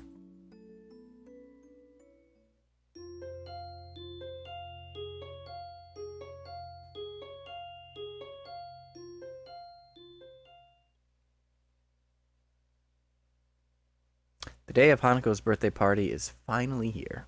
Ooh, exciting. To be honest, I'm looking forward to seeing Hanako and Lily in their pajamas again. Oh my god, dude, you fucking pervert. I was just giving you Oh my god, dude. I didn't realize Sal was a pajama fetishist. To be honest, I'm looking... Oh, wait, I already read that. Hanako's gown has grown on me as looking rather cute, though a bit conservative, and Lily's shorts and thin silken top are a lovely combination. But the event is stained a little with the memory of Hanako's reaction to it. Master of romance. I still don't really understand what happened, only being able to vaguely guess at the possible reasons for it, but I don't think finding the answer will be as straightforward as asking her. No, don't ask it. Oh my fucking god, dude. With that in mind, I knock on the door next to Hanako's. Is that you, Hisao? Hisao, it's our job to be the horny bad apples. Be a good boy and just enter their caves.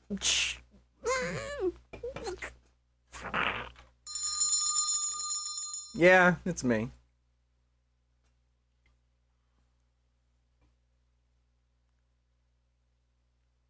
This is the remnants of horny, Yuri-loving early script Hisao. I guess so, huh?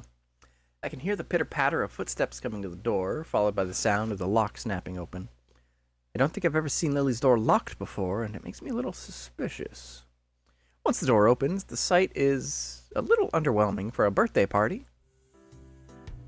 Hanako returns to her seat at the table with a quick smile and a nod, leaving me to close and, assuming they wanted it to be kept that way, lock the door. As I do so, I realize that the scene before me is that of an evening tea party. Just like any other between the two. Somehow, I don't think I should be surprised. I think the last time this happened, isn't that when Kira showed up with the alcohol? Did she already stop by and drop off some alcohol and that's why the door's locked? Huh? As I do so, I realize that the scene before me... Oh wait, I already read this. To my relief, Hanako looks relatively calm. The break from class has probably done her good and given her time to wind down a bit. I take a seat between the two at the low table in the center of Lily's room, the brightly colored teapot steaming away between us. A tall brown bag close to... Yep. A tall brown bag close to Lily's side catches my attention. I covertly try to glance inside it a couple times, but I can't get a good look from here. Looking to Hanako, it seems like she's as curious about it as I am. Hey, Lily? Lily finishes off the teacup raised to her lips before setting it down and giving me her attention. Yes? What's in the bag? She pauses for a moment, then gives a slightly cheeky smile. That would be Akira's present. Unfortunately, she said she was working and can't join us. Lily leans over and feels out the item inside before raising her arm. I raise an eyebrow as two items, not one, rise from the bag. The glass necks The glass necks are grasped by Lily on either side of her middle finger. So this is why she had her door locked. Wine. Oh, sorry, that's Hanako. Wine? There are 2 small thuds as the bottles are brought to rest on the table. One red, one white. I want to believe that it's fake, non-alcoholic wine, but if it was, there wouldn't be any need to be this circumspect. Alcohol? Seriously? Are you sure this is a good idea? Lily smiles politely and What's in giggles. the box tied to your waist? What's in the box? I can't say it. Well, I mean, actually, I probably could say it. I don't think YouTube would care. I think I've already said things that would get this stream demonetized anyway, but, you know.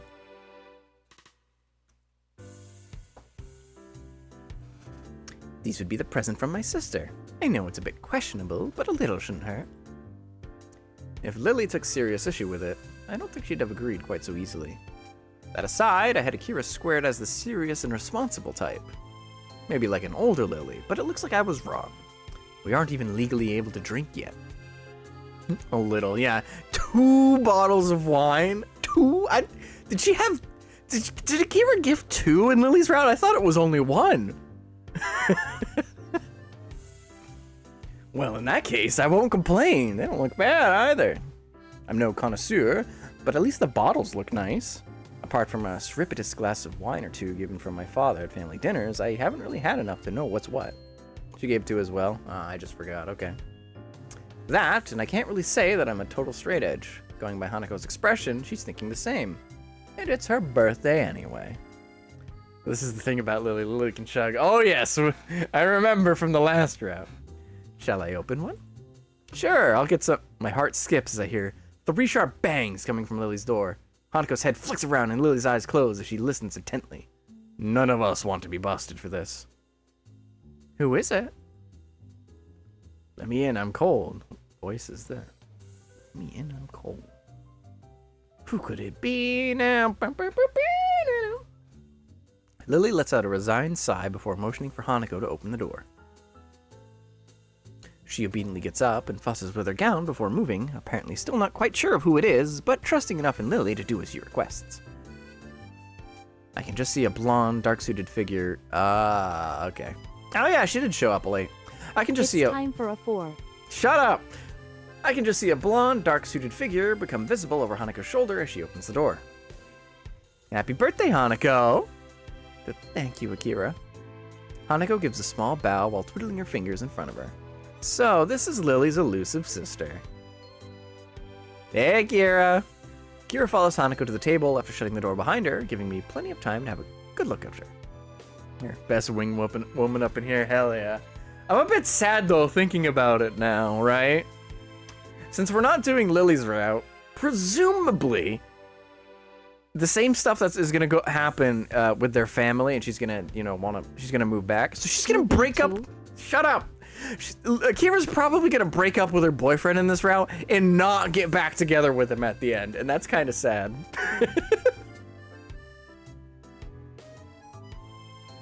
Poor girl. Akira follows Hanako to the table after shutting the door behind her, giving me plenty of time to have a good look at her. She looks to be about the same height as Hanako, and has short blonde hair that's quite roughly cut. That, in addition to her rather modest breasts, masculine suit, and deep voice, give her quite an androgynous effect. Without further ado, she plops herself down on the side of the table across from me. It's fine, she'll have some Lily figure. Oh my god.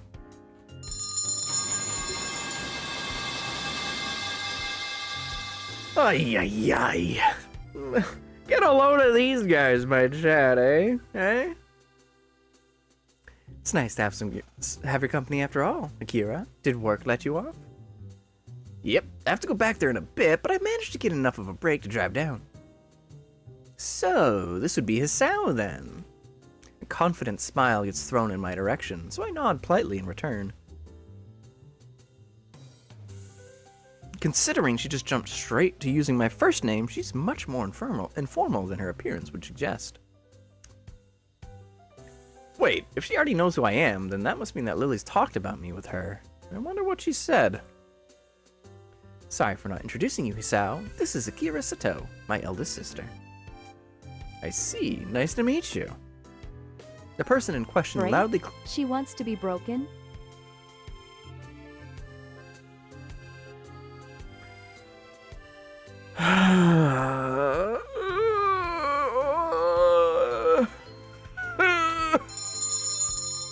The person in question loudly claps her hands together, making Hanako jump a little bit.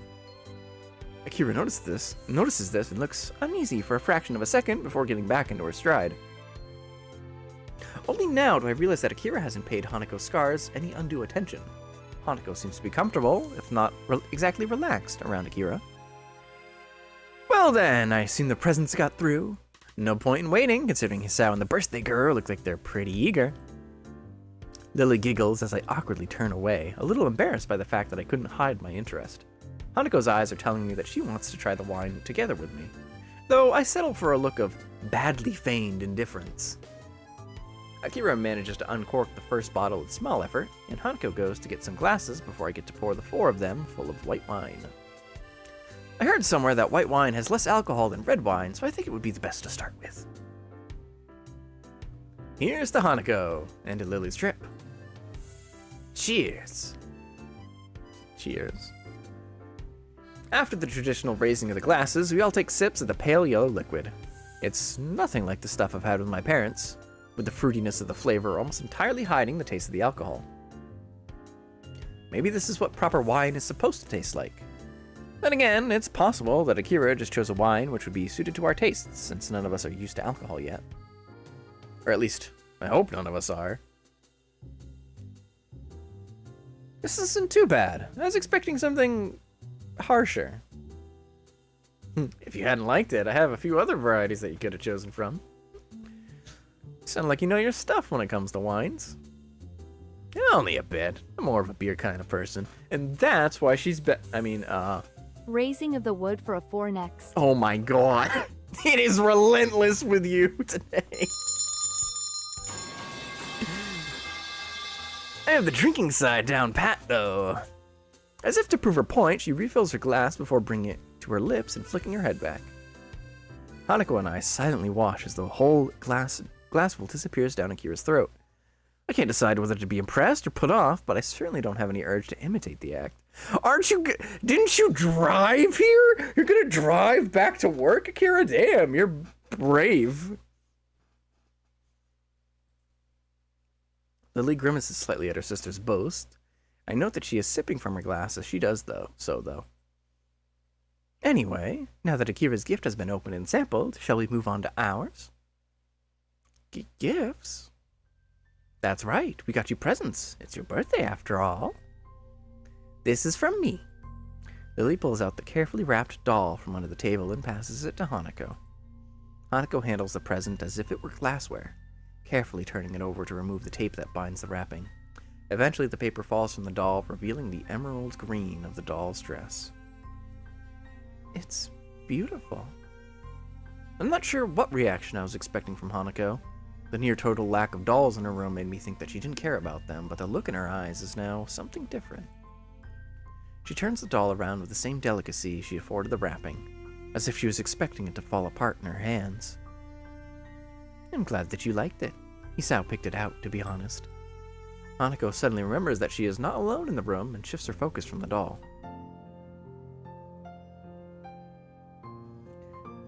Yes, I like it.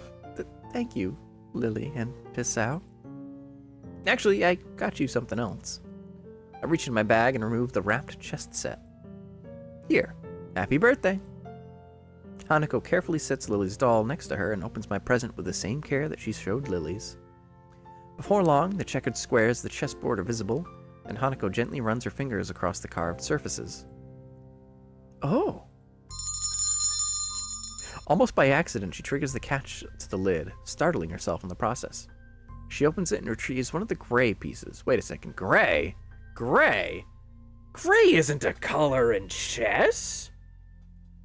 And this is the why can't I hold all these feels piano. But, gray's not... Wait a minute, gray isn't a chess color? She seems as absorbed in the chess pieces as she was in the doll before. They're coral. Natural coral. Undyed. Or so I'm told. Thank you, Isao. No problem. It's your birthday after all. That's right. My birthday. Hey, she's handling it better. Please don't have panic attack. Please don't have panic attack. Please. Once again, Hanako's reaction seems a little off, but she carefully closes the board lid. I notice Akira's smile beginning to look very strained. I wonder if she knows anything about what happened in class, given that she seems to be treading on eggshells around Hanako. I'll have to play you again sometime. Also, I don't... Oh, you did exclamation point. Great. I was like, did Angie forget something? I see exclamation point and then no text. No, you just didn't use say, so that I didn't say. I'm gonna have to you for that though. I'll make sure I play you first. She takes the doll she received from Lily and holds it to her chest together with the small chessboard, putting the piece on top. It really does look like Lily. Holy crap. Nah, I messed up. It's fine. The act seems to settle her down somewhat, and we just sit in silence for a while. I think it's one of the few times I've seen her genuinely happy, cradling the friendship of two people to her chest as tightly as she can. Thank you, Lily. Thank you, Hisao. Akira's just like, In the process of thanking us, Hanako drops the chess piece and fumbles a bit in her rush to retrieve it. Once she finds it, Hanako puts the chess set down and nervously gulps at her wine. It's as if the real world suddenly rushed back into her consciousness and her fastest escape from it was in a glass. Oh no! Imagine trying to bully this bundle of innocence. Yeah, can't be me. Time for 5 with the oh my god, you're even worse than Wing of Shit.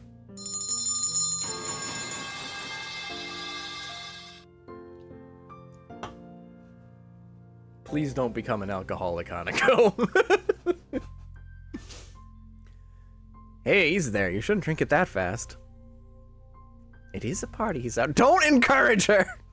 Of course I am. I am French. Despite saying this, there's a slightly concerned edge to her voice. Eventually acquiescing, Lily proceeds to follow Hanako's lead, though not as eagerly. She looks to be taking small sips from her glass and letting the wine settle on her tongue before swallowing. I decide that this is probably the best approach and do the same myself. Since this is kind of a going-away party for you as well, I hope you enjoy your trip at least a little, Lily. Hopefully your aunt will be okay.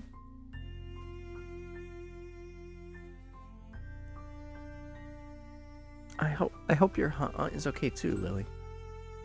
Lily and I are slightly taken aback by Hanako's fervor to wish Lily well, despite her own familial situation. I'm a little impressed. I have some standards. At least you're honest. My, thank you both. I'll be sure to convey your thoughts to my family when I meet them.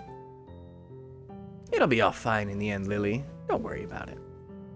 Since the room's mood has become noticeably more sullen, I decided to try and move things along.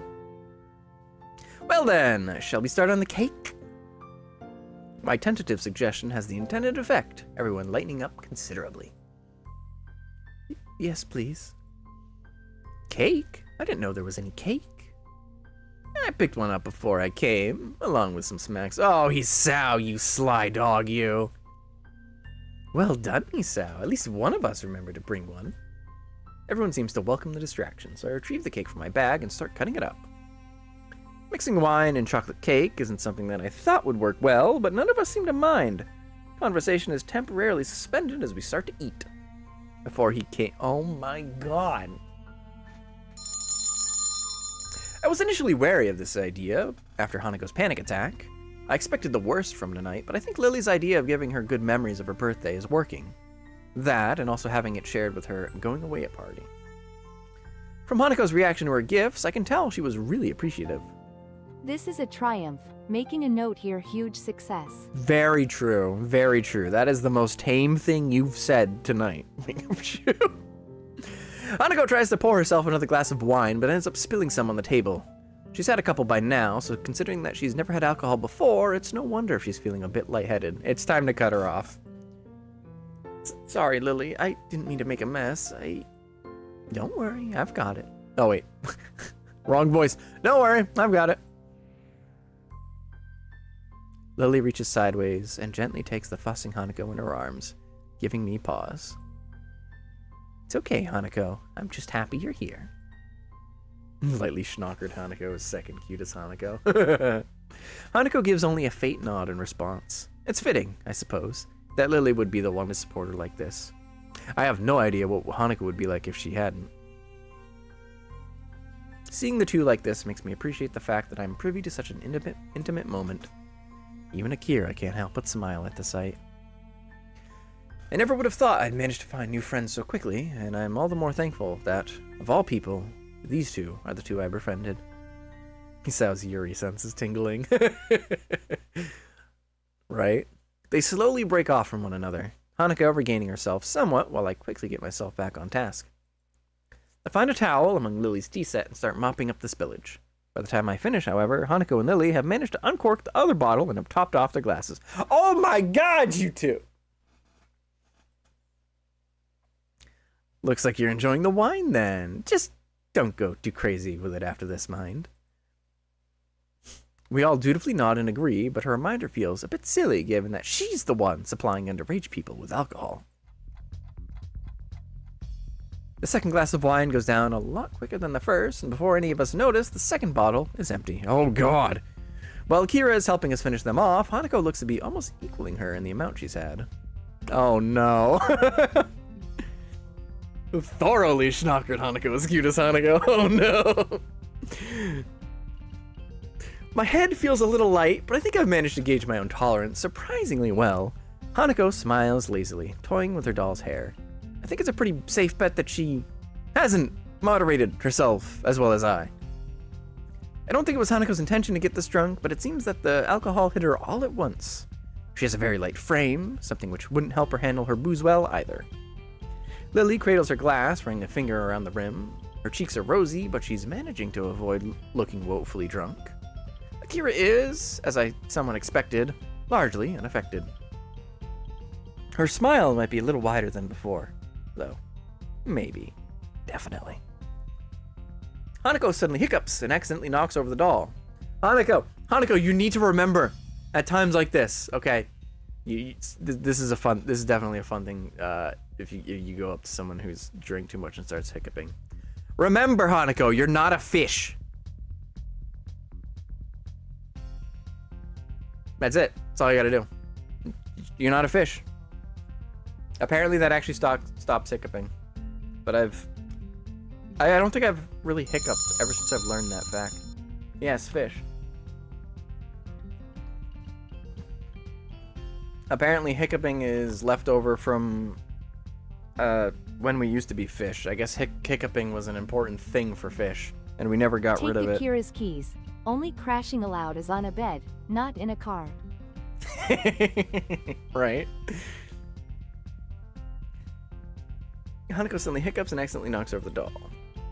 I think I should maybe go to bed. Thank you, Sao. Thanks, Lily, and Akira. She slurs Akira's name pretty hard, barely avoiding breaking out into a giggle midway through. She's completely plastered, and I can't decide whether I should feel a little bad or not for being amused at the state she's in. Really is bizarre to see her acting so carefree. A shame that it's only with the help of alcohol. Here, let me give you a hand. Akira begins to get up to help Hanako out, but she stops when Lily gives a sharp cough. Isao, would you please? Oh my god. Lily! You wingman, you. Although, she's drunk, so you probably... whatever. Akira looks a little surprised, and I have to admit that I am as well. I don't mind the request at all, let alone when it's said with such a smile. It just comes rather unexpectedly. Sure, no problem. I pick up the chess set and help Hanako stand up. I do feel somewhat responsible for her, considering that, other than Akira, I'm probably the most sober person in the room. She nurses the doll in one hand and offers me the other. We stumble out of the door, into the hallway, and into Hanako's room. Hanako bumping into me a number of times on the way. Inside the room, I flick on the light as Hanako turns her attention towards a shelf on her dresser. An elegant doll is sitting on it, staring into the bare room. There you go. You'll be safe in here. Aw, that's cute. Drunk Akira and Lily is the blind leading the blind.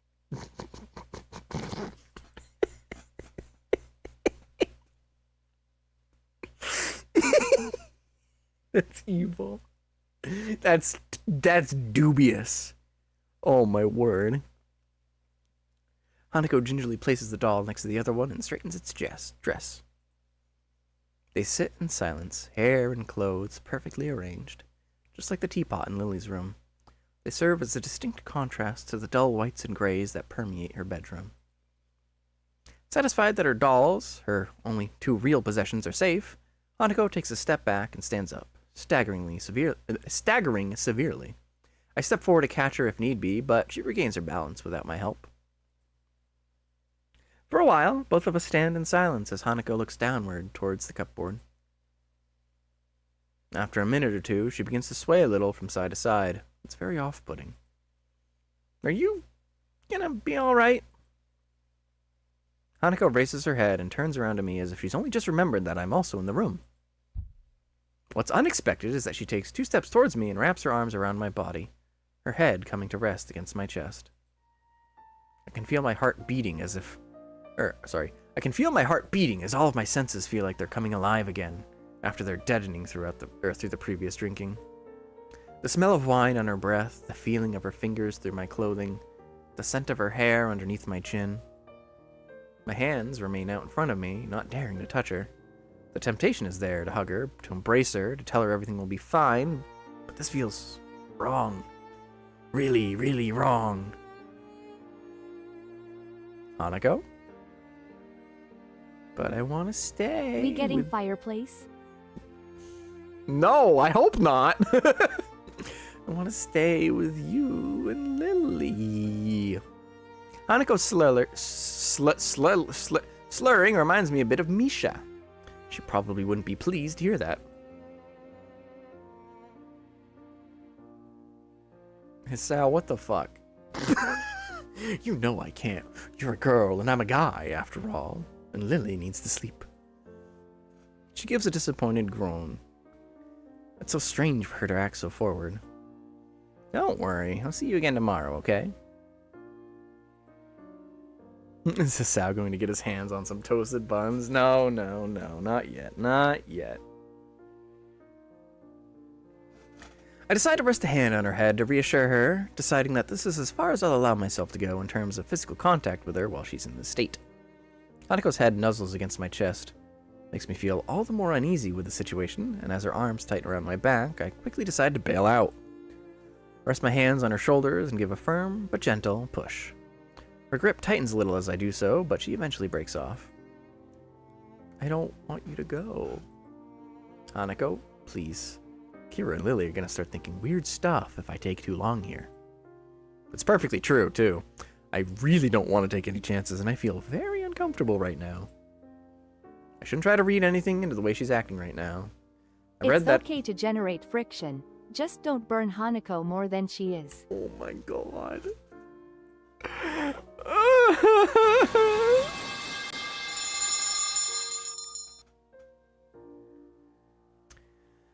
I shouldn't try to read anything into the way she's acting right now. I read that aside from alcohol lowering inhibitions, people can react to getting drunk in many different ways that don't necessarily reflect reality.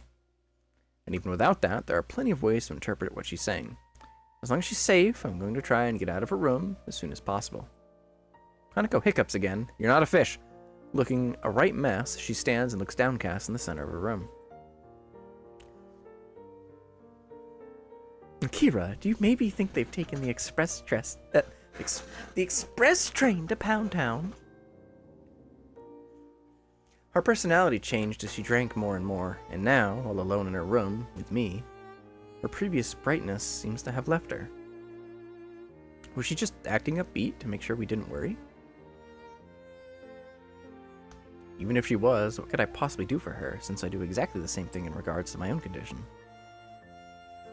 Distancing myself from my thoughts, I eventually managed to corral Hanako towards her bed, though her attempts to tame the wild sheets on it end up accomplishing little. Sorry about tonight, Hanako. I know you probably won't remember any of this, but happy birthday. I'm sorry I couldn't do more for you. She looks up at me for a moment. I have no idea if what I said actually got through to her, but any chance to ask is lost as her eyes peacefully close. I sigh in relief, before quietly backing away from her and leaving the room, flicking the light switch off as I go.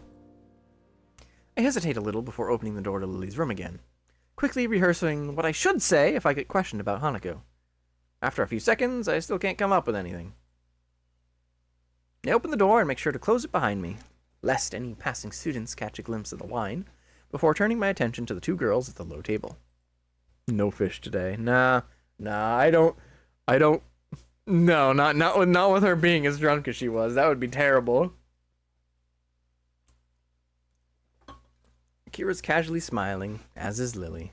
I welcome the change from the mood in Hanako's room. Is that you, Hisao?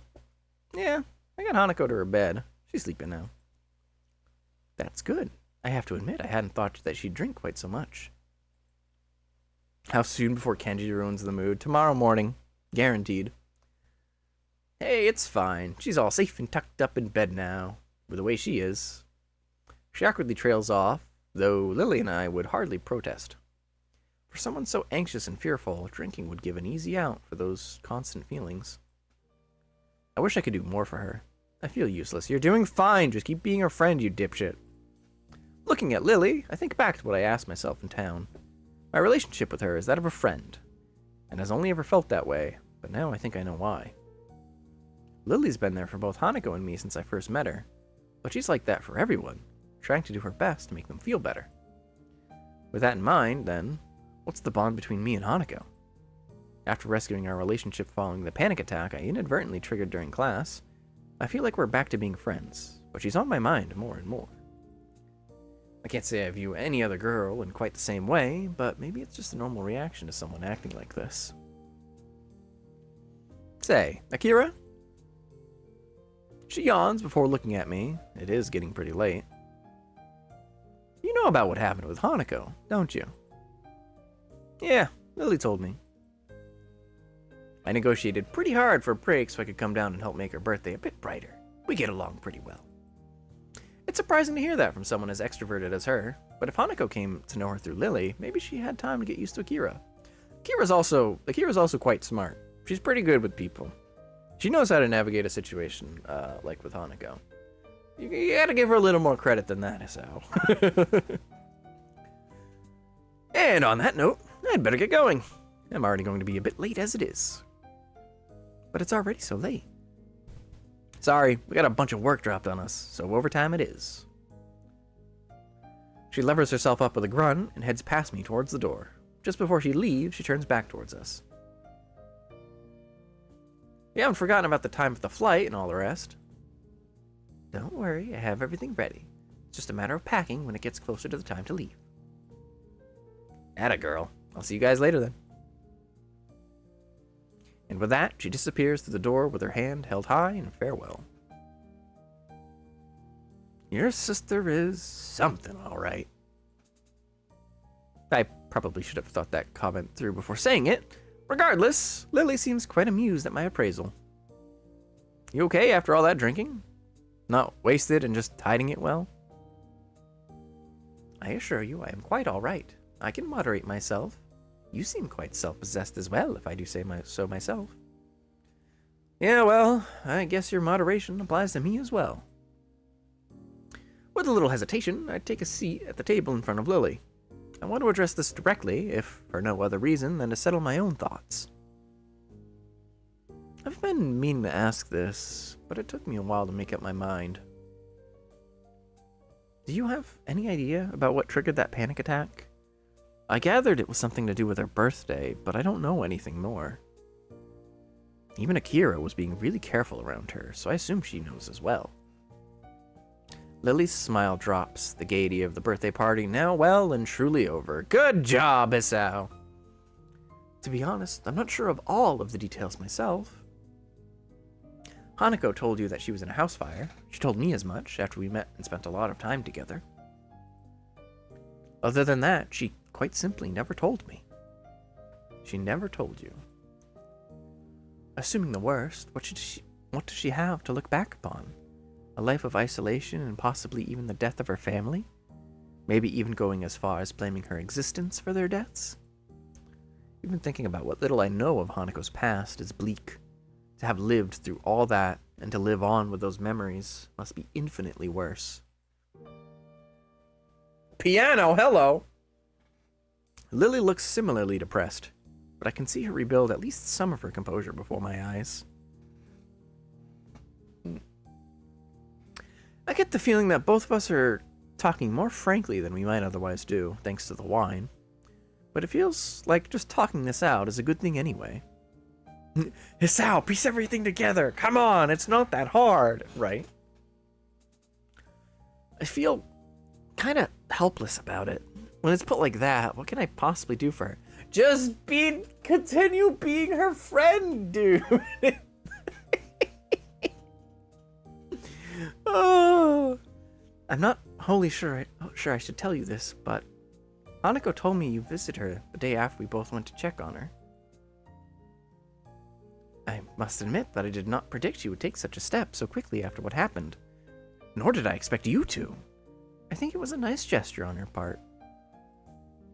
It wasn't much, really. It's just that at times like this, I sometimes think it would be better if we never had to leave Yamaku. Or at least this town. Things are so much easier without others around.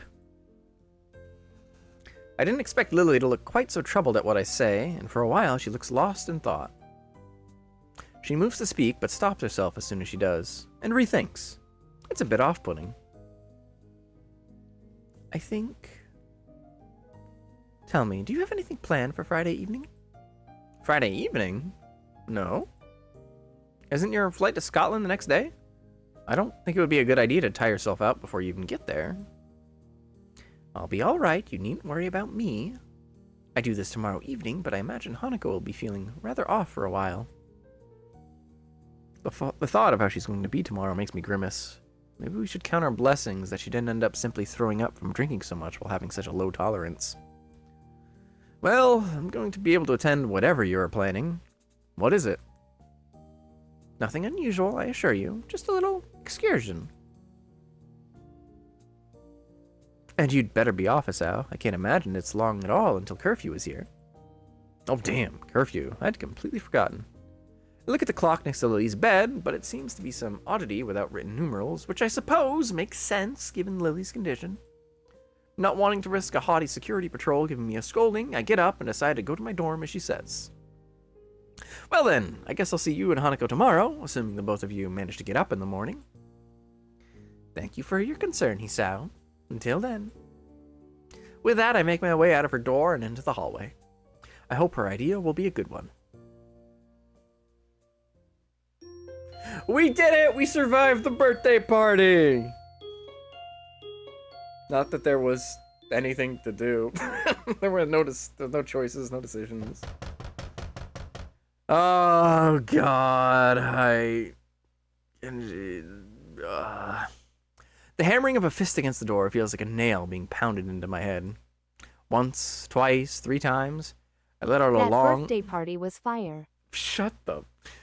I let out a long, annoyed breath and bear it while pressing my eyelids shut, fervently hoping for whoever it is to just go away. I feel pretty damn awful. My face feels like it's been cast out of lead. My arms feel heavy and I feel very queasy. It's been like this since I woke up a half hour ago, and I can't summon the energy to pick myself up out of bed. So, this is what they call a hangover. Yeah, imagine how Hanako feels right now, dude. Hey, Audibly, welcome.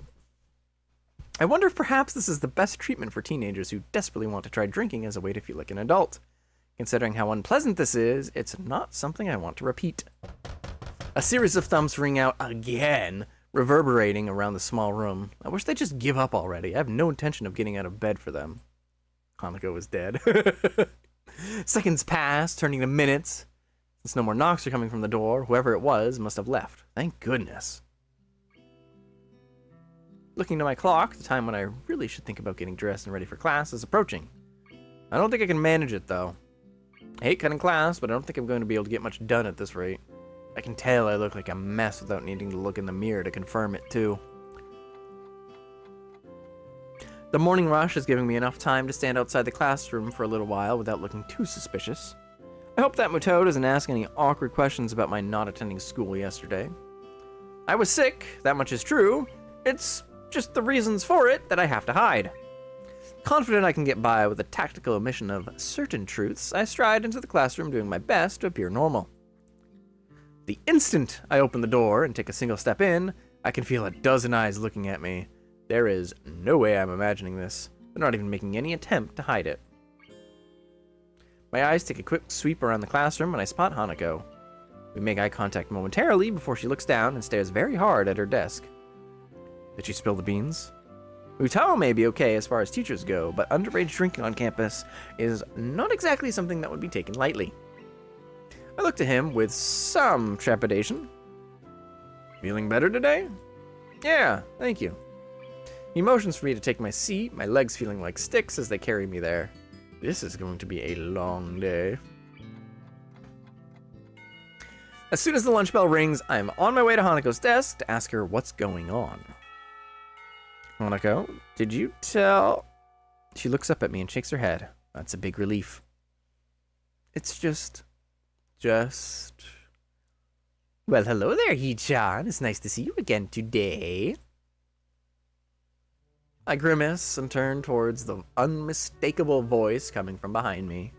That was way too upbeat a tone of voice to feel comfortable, even from Misha.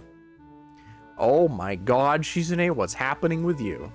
Misha's happy smile is nothing out of the usual. Shizune's, though, is a very bad sign. The one she wears has become notched into my brain as her "I have got you 7 ways from Sunday" smile. Hi, Shizune, Misha. You look happy to see me. A long day for a long carrots. Not feeling well yesterday, Hee-chan? No, I wasn't. But I'm feeling better now, at least. That's good to know, Hee-chan. Why do I get the feeling that Shizune is leading me into a trap? You sound like you're not being completely serious. Oh no, Hee-chan, we're genuinely pleased that you're all better now. Shizune is positively overflowing with happiness. There's only one reason why she would be like this. Oh no. In fact, we were quite worried about you after all. You, Hanako, and Lily were all absent from class on the same day. Oh no! They were... Oh no! Oh.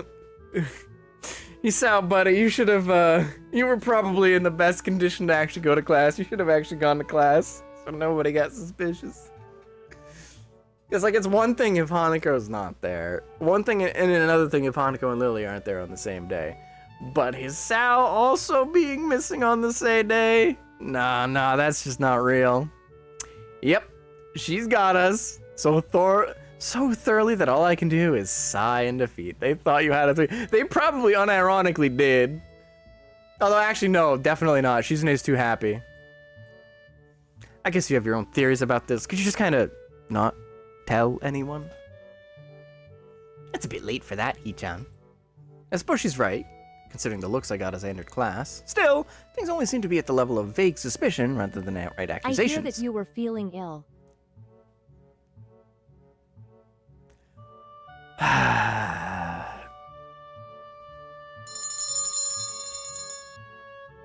Still, things only seem to... Oh wait, I already read that. Hanako's face sinks a little further. Such attention is troublesome enough for me, let alone for her. Going by Shizune and Misha's reactions, I think they noticed this as well. The only reason why we're giving you such a hard time is that you ignored us yesterday morning. Yesterday morning? It takes a while to recollect what happened then, given the haze induced by the generally awful state I was in at the time. Oh right, the knocking. That was you two?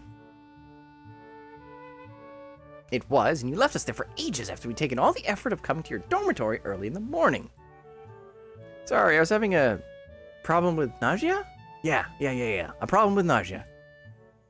They're not buying it. Can't blame them. Shizune's head drops in resignation before she reaches into her pocket. Something white and yellow can be seen sticking out a little, and as she pulls it out, it turns out to be an envelope with very bright decorations on it. Oh, did we not get that yet? I guess we haven't gotten the letter yet in this route. Since she points it towards me, I duly take it. This is what we were trying so hard to give you, Hee-chan. You don't check your... I tune out the sound of Misha's voice as my eye registers what's written on the envelope. Iwanako. I stare at the envelope for a moment before suddenly remembering that there are people around me. There's a very strange, somewhat invasive feeling about their expressions. Kind of want to be alone right now. Iwanako? It's nothing. Thank you for bringing me this, you two. I should think so, after what we went through to get it to you. I step back and say my goodbyes. Misha theatrically pounce even as I go out the door, but Shizune and Hanako remain very visibly curious about my reaction. I hope they won't interrogate me on this later. The smell of the gardens is, as always, a very pleasant sensation. Some of the most visible signs of how well funded the school is, aside from its sheer size, are the expanse and conditions of the grounds. A good number of students can be seen eating lunch, chatting, and playing on the bright green lawns. Even some of the staff is enjoying the summer here, keeping watch over the students and idly walking along the long concrete paths. I'd never seen a sight like this in my home city. On excursions, maybe, but certainly never in the school or anywhere near where I lived. Even the bench I sit on to read is warmer thanks to the summertime sun, reminding me of why I haven't worn the school blazer even once yet. Considering this, the sunflowers and splashes of vibrant yellow coloring adorning the paper are quite appropriate for the time. If only the words written on it were as well. Here I was, thinking I'd managed to get over her, when this troublesome thing shows up. Her handwriting looks vaguely familiar at best, and only now that I see it again, I remember that she used to write in pink pen a lot. She always was very girly, for lack of a better term, but she was also quite fragile. I never knew if I liked this aspect of her or not. Though with Hissa was touching grass. He could be touching other grass, though. I'm just gonna keep going on. I never knew if I liked this aspect of her or not. Though with the arrival of this letter, that question seems to have become largely moot. The letter begins with not much more than an update on the state of things going on in her life. My old class had a good start to the school year. Many are anxious about the exams that will be coming up in the future, etc., etc. But it ends on a very personal, if brief, note. Feels a bit like she wrote most of the letter just to try and soften the blow from the ending. I wanted to somehow express my feelings, but the right words didn't come to me. I couldn't say. He should be touching burnt grass to be exact. Oh my... Forcing my hand. I wanted to somehow express my feelings, but the right words didn't come to me. I couldn't say anything to comfort you. I am really sorry for not being able to support you when it mattered the most. Even though I liked you so much. At least now I can finally be more honest. If I get back to those quiet days in February and March, I tell you not to give up on yourself. That's what I would say. Maybe you wouldn't have drifted so far away if I had just said something. I hope you've managed to get back on your feet on your own. Now that the distance between us is also physical, it also feels more final somehow. I wonder if we will meet again. Perhaps it's for the best if we don't.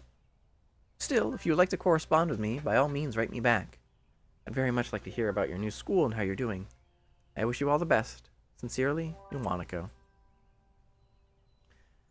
And so, that's that. Our relationship is over. Nice, neat, and tidy, with no ambiguity. I hadn't held on to any illusions that it could ever begin anew. The last time she visited me, neither of us said a thing, except for the one word she said as she left for the last time. Goodbye.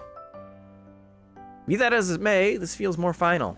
The capstone on an experiment that both of us tried and failed at. A loud shout draws my eyes away from the letter. It's just some students horsing around, with one of the teachers standing nearby coming over to talk to them. Are you okay? A sensitive voice comes from my side. For a moment I assume it to be Hanako, but it's actually Yuko. Oh, hello Yuko. I thought you'd be in the library. She gives a cheerful smile, one quite fitting of the atmosphere, and flourishes the empty wrapper of a roll in her hand. She must have had someone else covering for her while she grabbed something to eat. It reminds me that I haven't had anything to eat yet. I don't feel hungry though, and skipping one lunch won't hurt. Mind if I sit here? Sure, go ahead. I quickly slide the letter back into its envelope, slipping it inside my bag, propped against the side of the bench as Yuko takes a seat. She drops the wrapper into a bin beside us. Without much else to do, I lean back and take what enjoyment I can from the sun, silently reflecting on the letter. The lush lawns, the clear blue skies. Everything looks so different from the... Worst case he could eat Yuko.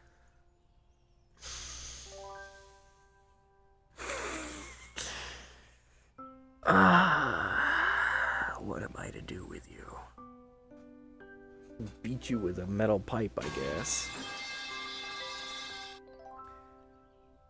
The lush lawns, the clear blue skies, everything looks so different from the way it did back then.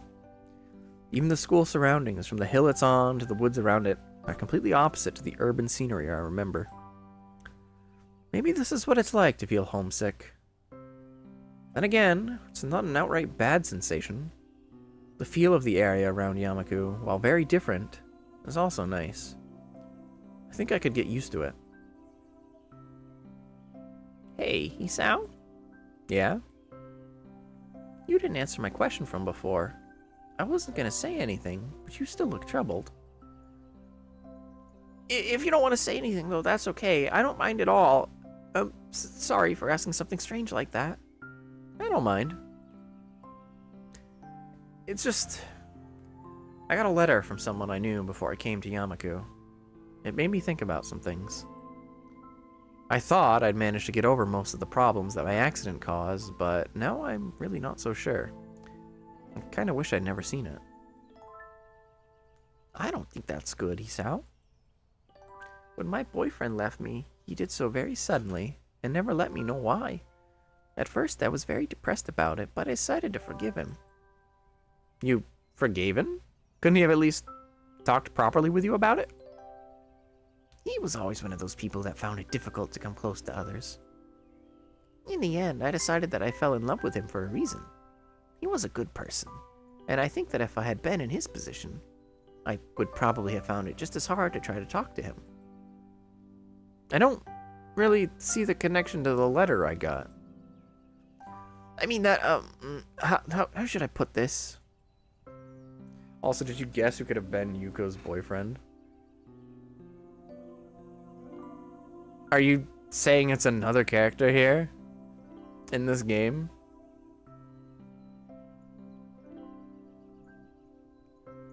Also, hi Lost Station, thanks for stopping by. Maybe.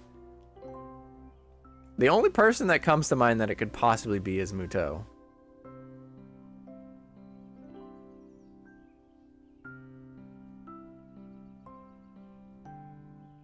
Is there any dead characters? No! Nope, not Muto. Who else could it have been then?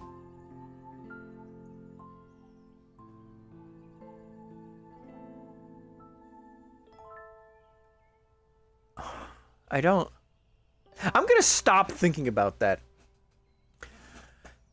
It must have been very hard for that person to send that letter, and if they did, I think they must have thought very hard about exactly what to say. Hanako managed to write this letter and bring a final close to our relationship, something that I'd never managed to do. Whereas here I am, trying to protect and help Hanako as best I can, especially with Lily leaving for a while, and I'm not even able to deal with my own problems. Does that make sense? There are dead family. Oh yeah, that's true. Thanks for bringing that up, asshole. She's taken my non-response and furrowed her brow as doubt. She really reads faces too much, just like a certain other person. Yeah, that makes sense. The letter was just kind of a shock, really. I think I tried to fool myself into thinking that my life reset when I came to Yamaku, but now I'm suddenly aware that it didn't, and I'm at a bit of a loss about how to deal with these feelings. What is Yuko's deal? She's an NPC. She's the librarian and also a waitress at a local Chinese restaurant. I think it was a Chinese restaurant. No, it wasn't a Chinese restaurant, was it? Or was it just a... I don't remember. I don't remember what kind of place it was. Because, like, the only thing they ever get is tea from sandwiches from there. So I guess it's just a sandwich tea shop. Anyway, it's besides the point. Tea shop. Yeah, it's a tea shop. Okay, that's what it was. Why was I thinking Chinese? Maybe it's because I kind of could go for some Chinese right about now. That might be why. I think that's something I can't really help you with. Sorry.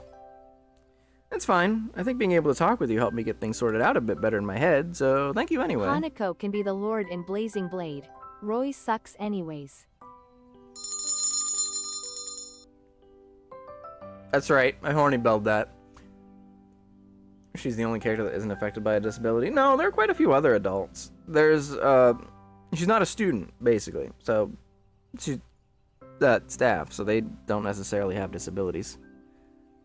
It's the other students that have disabilities. It's fine. I think being able to talk with... Oh, I think I already read that. She nods and smiles sweetly. Yuko is a nice girl, so it's a shame she's so highly strung so often. The school bell ringing out startles us both. Ah! I was supposed to be back before the bell! Oops. She jumps off the bench and almost races off without a second word, but turns on her heel as she remembers she was talking to me just now. I'll see you later, Hisao. Cheer up, okay? I'll try to. Thanks, Yuko. With a quick bow, Yuko takes her leave and begins her rush to the library. Her flight catches the curious eyes of a few passing students who are unenthusiastically trudging back to their classes after their fun. Reluctantly standing from the bench, I dust myself off and join them. Even while I walk through the gardens back to the main building, the thought of the letter in my bag doesn't stray far from my mind. Hisao's durability is his lack of brain function. I mean, you're not entirely wrong, but you're technically wrong. The feeling of walking through the streets is one of very deep nostalgia. While Yamaku may be like the reverse of where I've lived in my past, the city at night is amazingly familiar. My eyes are moving constantly from the bright electronic screens glowing high in the night sky to the street lamps piercing the darkness with their light, to the businessmen enjoying themselves after work, and the busily talking couples on dates. Even if I didn't want to, I can't help soaking in every aspect of the city. I savor its familiarity like a sweet candy sitting on my tongue. Lily is walking to my left with her cane swaying to and fro, holding onto her sister's arm for guidance while talking to her. Compared to traveling by taxi or bus, being driven by Akira in her rather nice car was a much more enjoyable experience. Maybe not for the person on my right, though. While Lily was used to her sister's driving style, and I quite liked a bit of excitement, Hanako was holding very tightly to the door for most of the trip. She was ready to bail.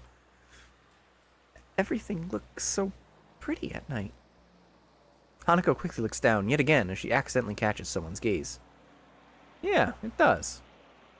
My answer isn't very thoughtful since I'm distracted by so many thoughts that I find it hard to keep up on small talk. One of those distractions, aside from the city sights, is how Hanako looks. This is the first time I've seen her in something other than a school uniform or her pajamas. It gave me pause when I first saw her outfit, when we met up at the school gate. Considering how much her head is lowered when people walk near us, I imagine that the hat she wears is more than a fashion statement. She also wears the hat because she knows what's up! She knows that hats are fucking awesome. Let's go.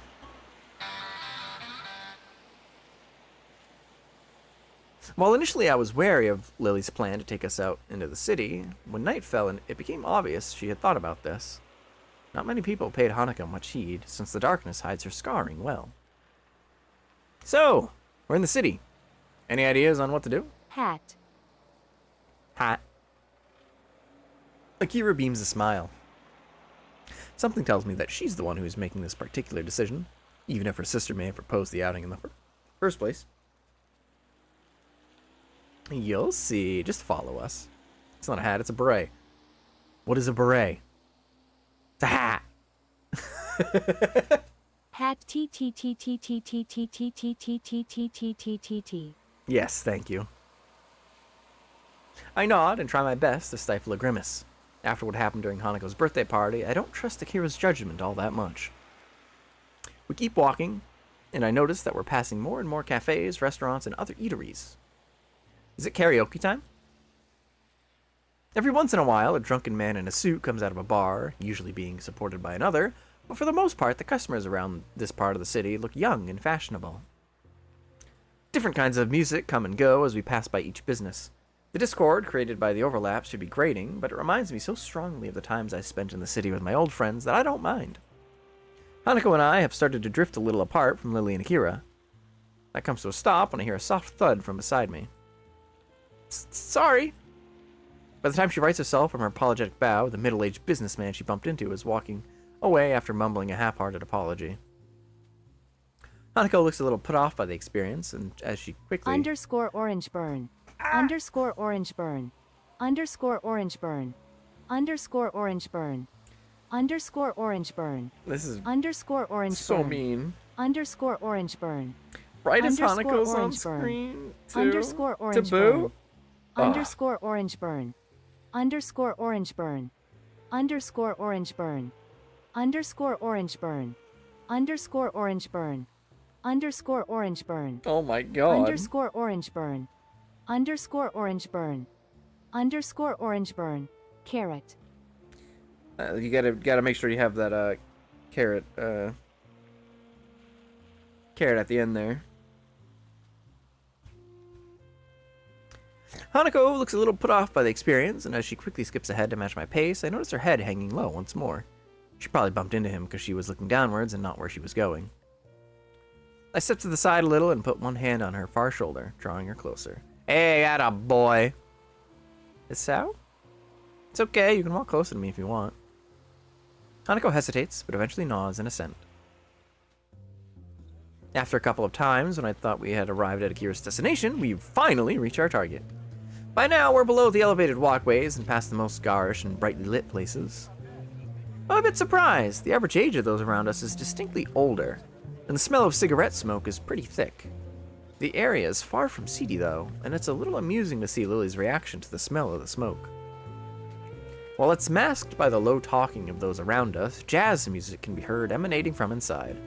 Looking up at the dimly lit sign, it becomes obvious why. We're heading to a jazz club, baby! A jazz club? I have to admit, this isn't what I expected.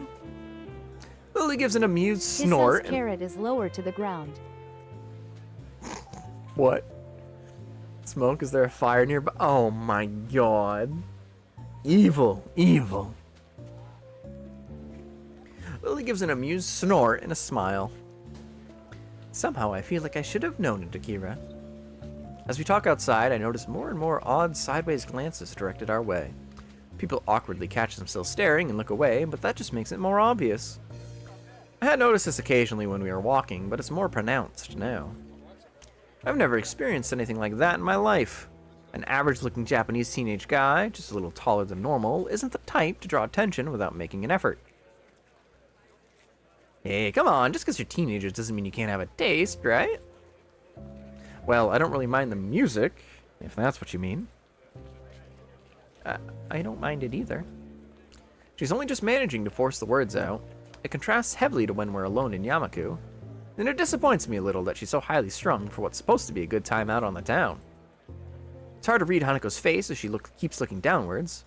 It's a little wonder if she doesn't often come out into the city because of this, and it makes me a little thankful that my own scarring is easily hidden. Lily has a similar way of attracting people's gazes, but the reason for it is clearly different. She hardly looks like a native, and the same could be said for her sister. That much is far more noticeable than her blindness from a distance. She may not be able to see this for herself, but I have little doubt she can hear the odd whispered phrase from people who think they're out of earshot. Be that as it may, she doesn't seem to show any signs of either annoyance or pleasure at the attention. Akira is still as confident as ever, though. Flashing a smile, she strides in with Lily. Smooth jazz goes well with fish.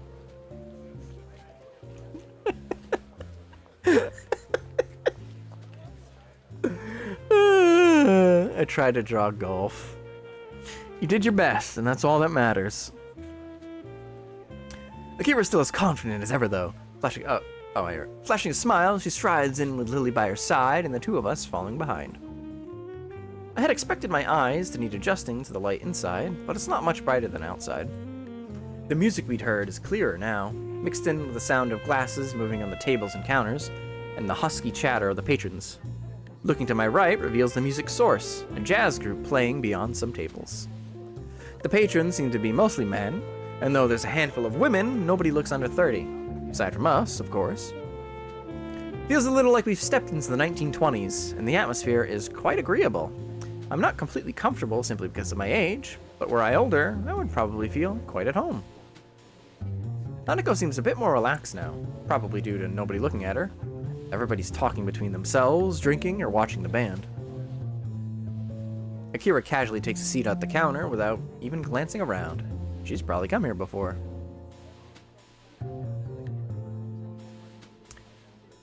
Lily retracts her cane, feeling out the bar stool and the edge of the counter before taking a seat beside her sister.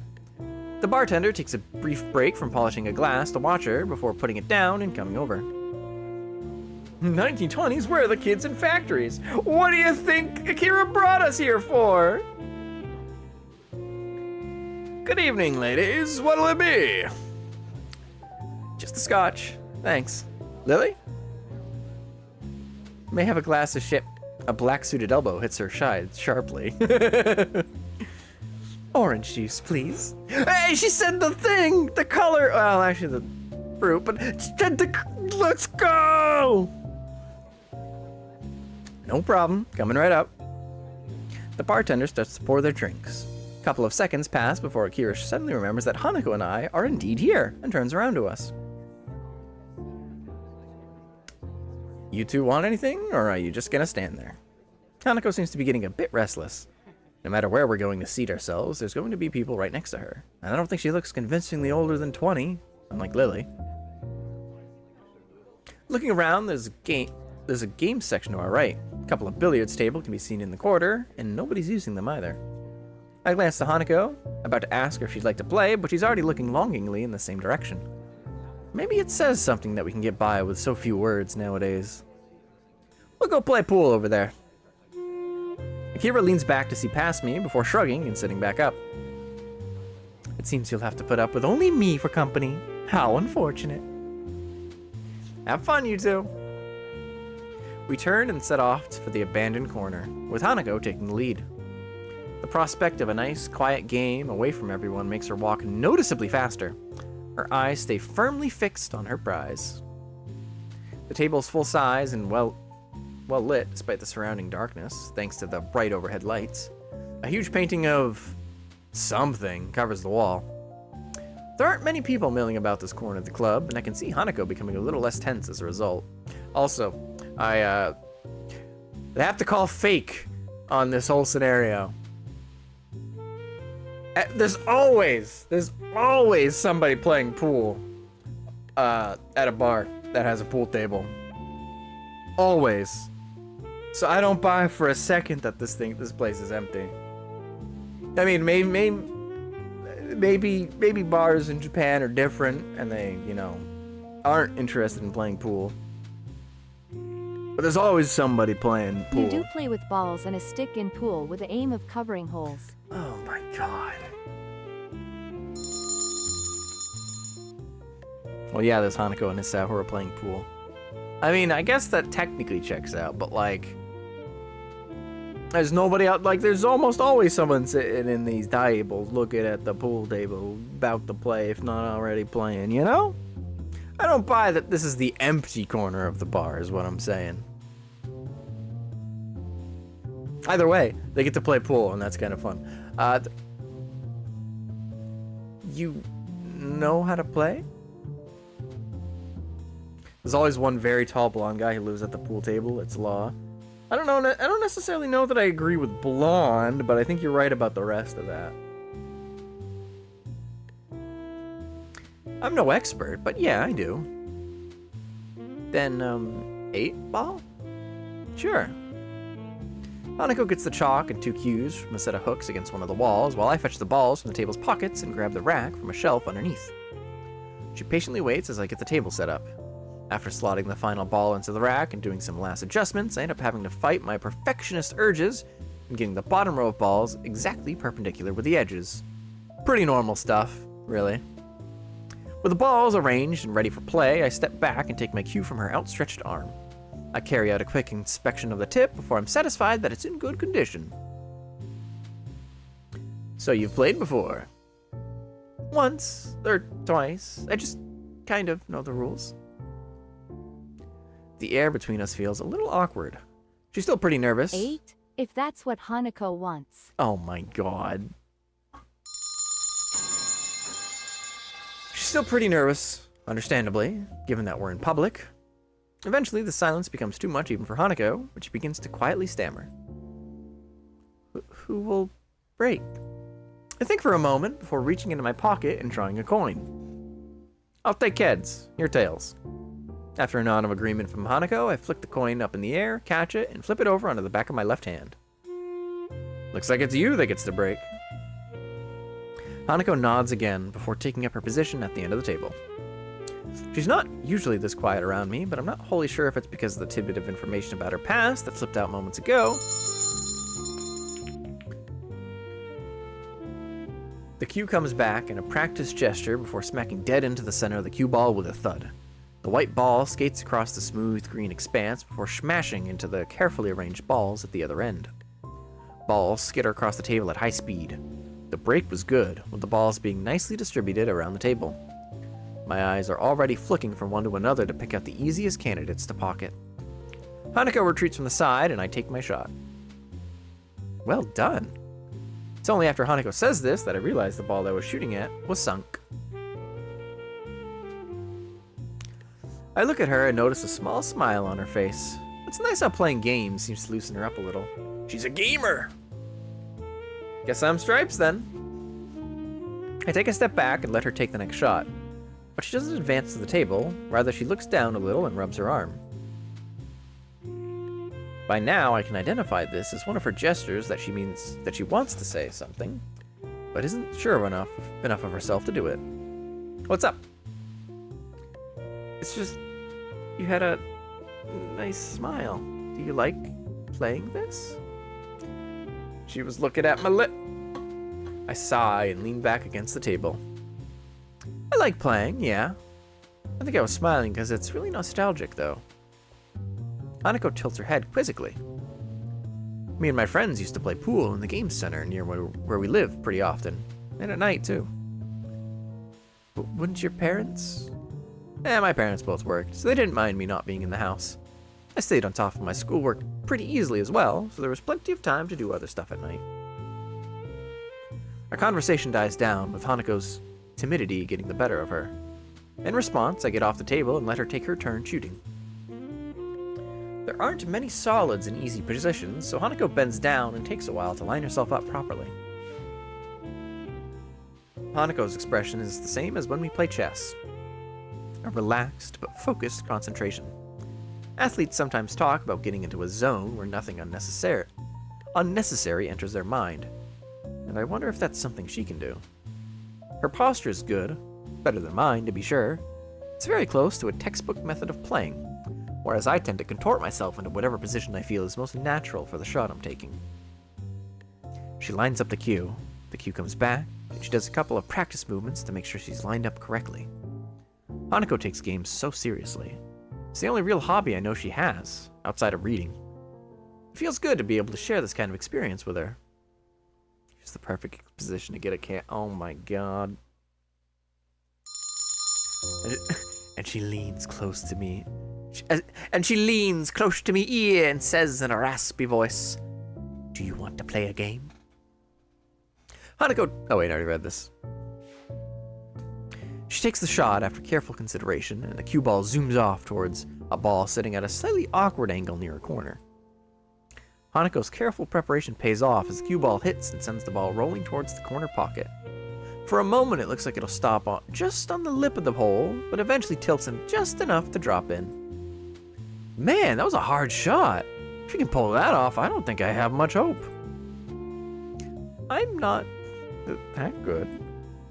It's not just the shot, though. Even when lining it up, you looked really serious. You're like this with chess, too. The praise makes her feel a little flustered. She sets the cue against the table and stands. Suddenly the line, "Burn baby burn disco inferno," blares from the speakers. Burn, baby, burn. Disco inferno. You're awful. The praise makes her a little flustered. She sets the cue against the table and stands, turning to me. I just like those kinds of things. Her fingers are twisting and turning tightly. When I was in the orphanage, oh god, I just kept doing the things I liked before. We didn't start the fire. It was always burning since the world was turning.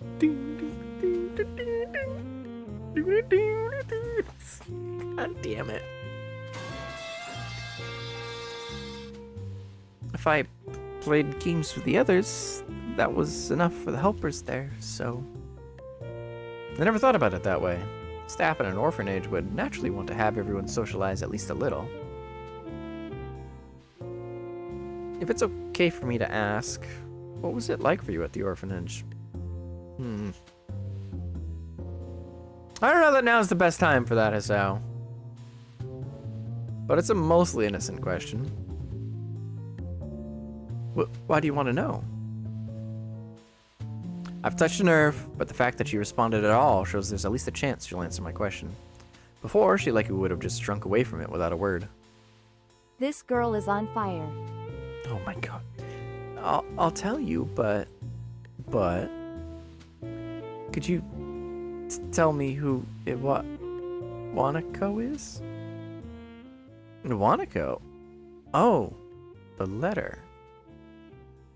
I wonder how long she's been waiting for the right opportunity to ask me this.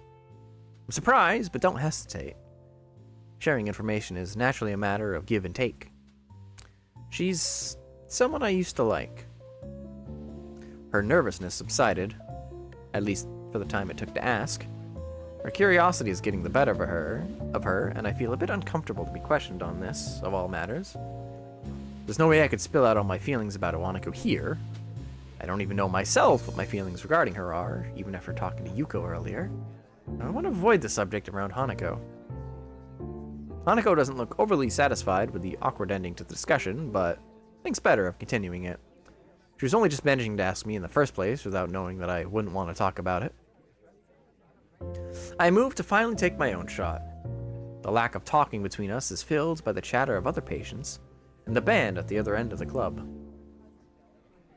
Spying a shot that doesn't look too difficult, I try and shoot for it. The cue ball taps the ball and the trajectory is about right, but I put in too much power. It grazes the corner of the hole and moves off to the side, just skirting the pocket. I grit my teeth a little. I was pretty good at this game, and it's frustrating to have deteriorated so much. I step back and let Hanako take her turn, glancing towards the counter where Lily and Akira are sitting. They're talking busily between themselves and seem to be having a good time.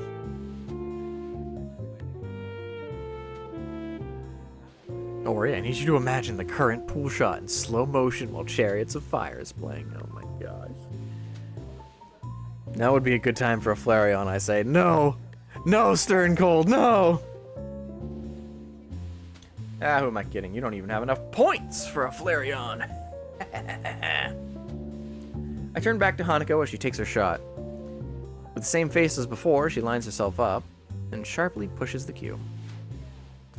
Just as before, she sinks the ball. Hey guys, did you know that in terms of I should have seen that coming. Really, I asked for it. The most huggable Pokemon? While their maximum temperature is likely too much for most, they are capable of I was controlling asking for it, so they can for set sure. themselves to the perfect temperature for you. Maybe that was my intent, Along though. with that, Maybe they I have a wanted lot you of to fluff, waste your points on making it, them huh? undeniably incredibly soft to touch.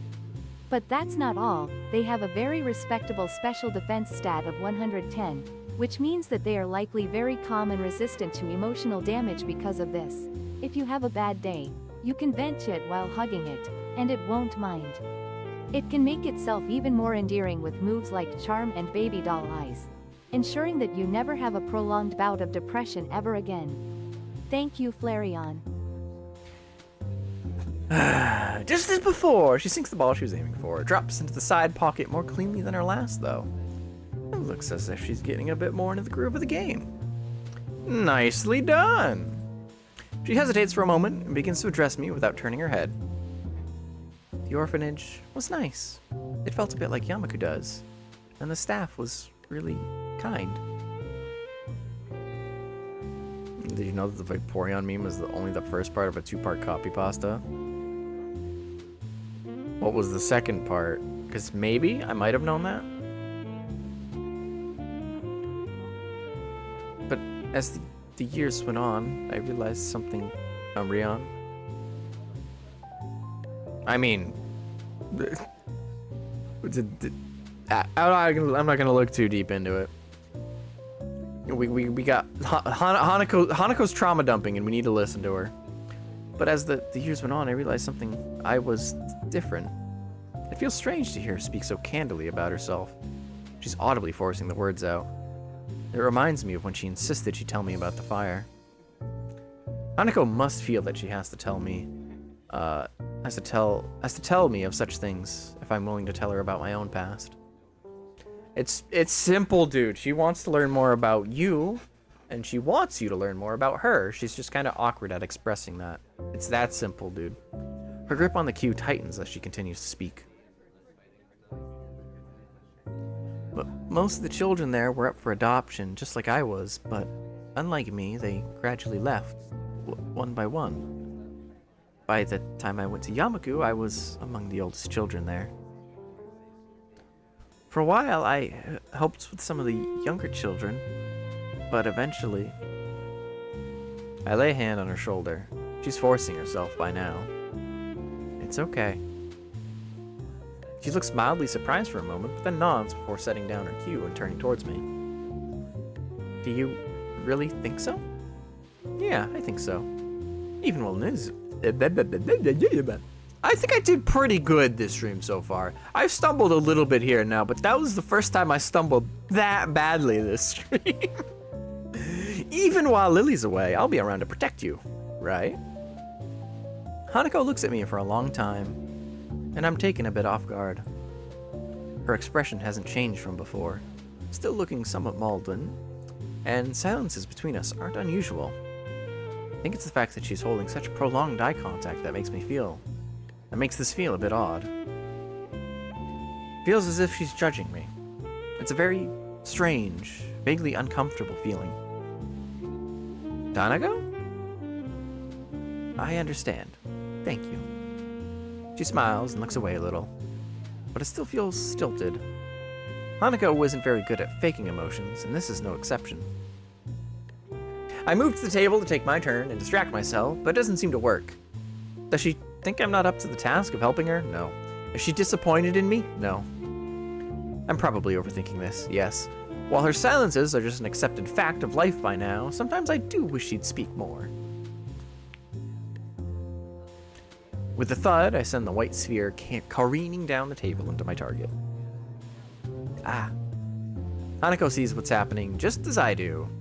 The ball hits hard, with the striped ball I'd intended to sink veering off towards the 8-ball. Oh no. Sure enough, as both Hanako and I look on and bite our lips, they connect, and the black ball rolls leisurely into a corner pocket. Ah, Hisao, you done messed up, boy. All I can do is sigh. It looks like Hanako is smiling again, though, so maybe it wasn't for naught. That was an awful shot. You win. It seems I'm getting pretty rusty after all this time. Hanako bends down and begins to shoot the remaining balls into the closest pockets. I almost ask if we could play another game, but a quick check of my watch confirms that the night is getting pretty late. Lily and Akira appear to be still drinking at the counter. Seems like we'll have to drag them away. Misao? I turn back to Hanako, who's still looking over the pool table, shooting balls. Her voice sounds different from before. I'm here for you as well. Oh, let's fucking go, Hanako. Ah. I suddenly find myself blushing. It's only natural that she'd respond this way, given what I said earlier, but it's still a shock to actually hear it. She bends down. You brought the Lenny face into this. Oh my god. Hanako isn't as good at handling balls as she says it seems. Yeah, she keeps smacking them with other balls. And sinking them into pockets. I hate you. Just what is my relationship with this girl? I want to protect her, to make her happy. I'm not really sure that it's something like love, but I don't think these are the same kinds of feeling I have for Lily either. I feel sorry for her, having gone through so much in her life. Her parents died in a house fire. Yeah, okay. And she lived in an orphanage for much of her childhood. I can't even imagine that kind of life. But I feel like there's so little I can do for her, especially now that Lily is going to be leaving the country. Dude, I gotta say, that is something that's kind of annoying. Seems like Hisao is... feels like listening to him on a record half the time with how often he's like, oh gosh, there's nothing I can do for her. I wish I could do more. Oh god. Fucking relax, dude. Oh my god. Hanako and I finished tidying up the table and cues and pick up Lily and Akira on our way out of the club. It feels like something changed between Hanako and me. I can't quite place what it is, but Hanako is acting differently now. I feel like we're further apart, if anything. He's overthinking, that's all. Yeah. Really is. He's also simultaneously really good and really bad at flirting. Sometimes he's like an absolute smooth criminal, and other times it's like, dude, what? How are you not picking up on this? Ay, ay, ay. So, you enjoy yourselves? Hanako and I both nod and agree. The game was good, and we both did learn more about each other, so it's an honest answer. Lily appears to be a little distracted. Worried about the trip, Lily? There's nothing further apart than Hanako. Oh my god.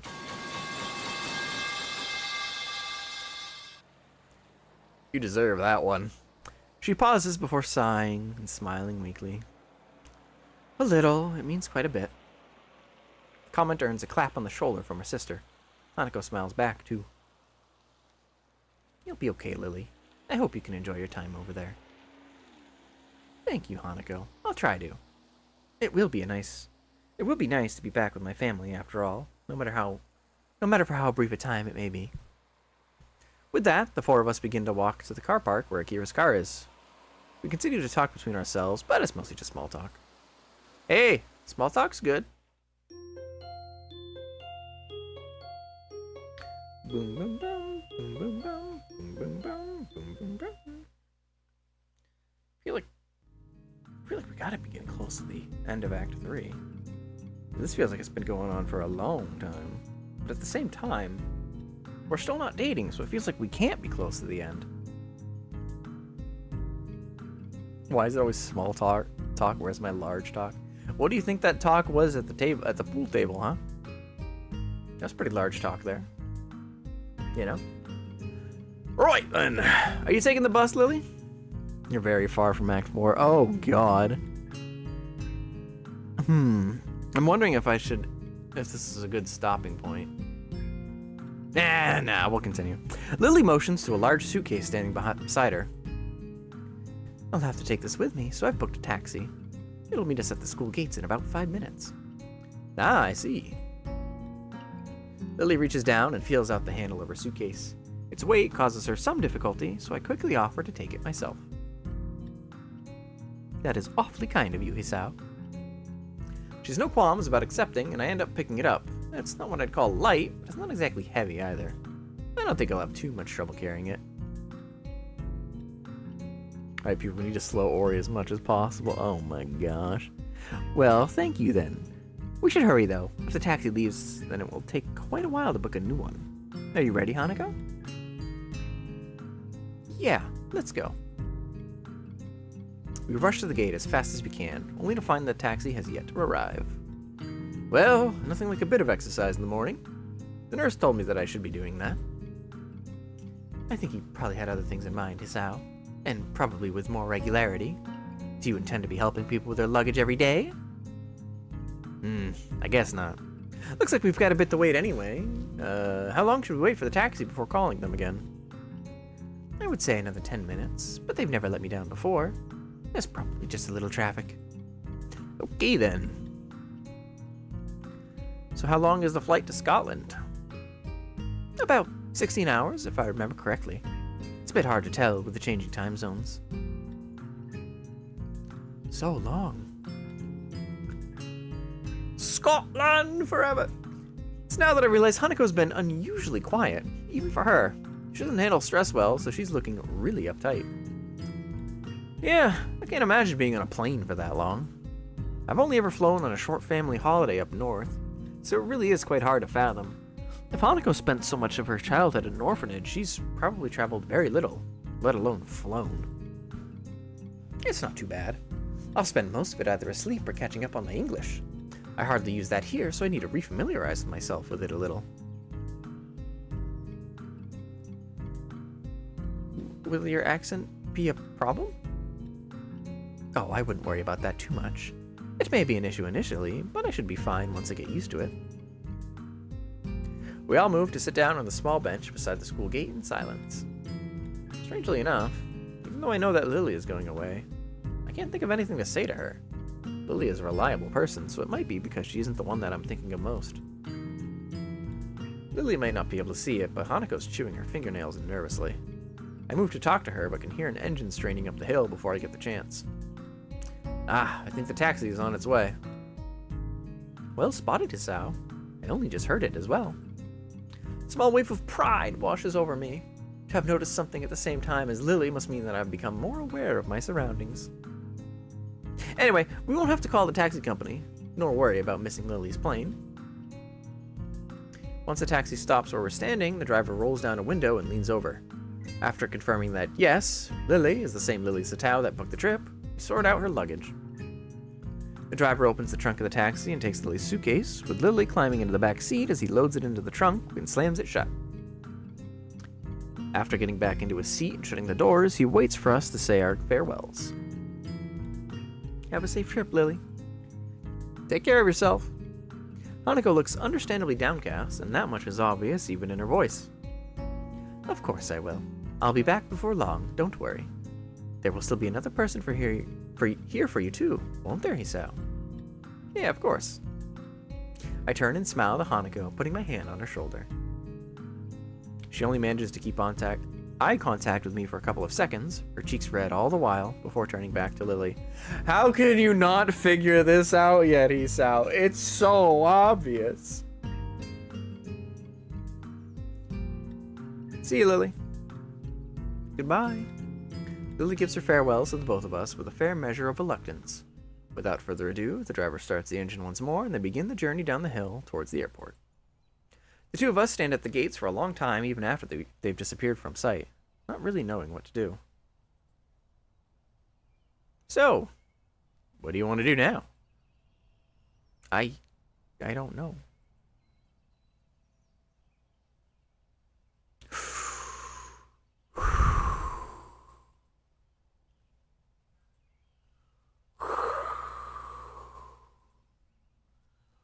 Ooh, this is a tough one.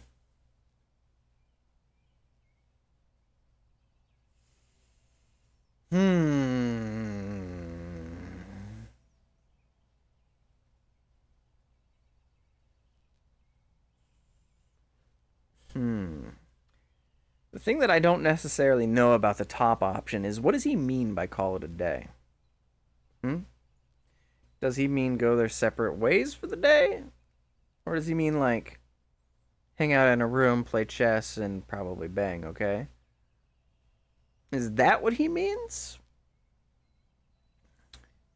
And by, do you want to go into the city, what does he mean by that as well? Oh, wait a second. I think I get it. I think I pieced it together. I think I figured it out. What's in the city? The airport. Where's Lily gonna be? The airport. So if we go to the city, we can catch Lily before she go. We can maybe catch Lily before she goes. Huh?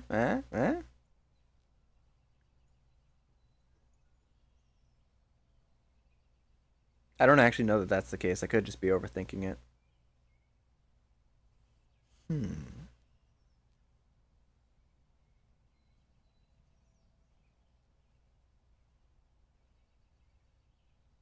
This is a tough choice. I can tell that this is a choice that matters too. You do get to smash in chess.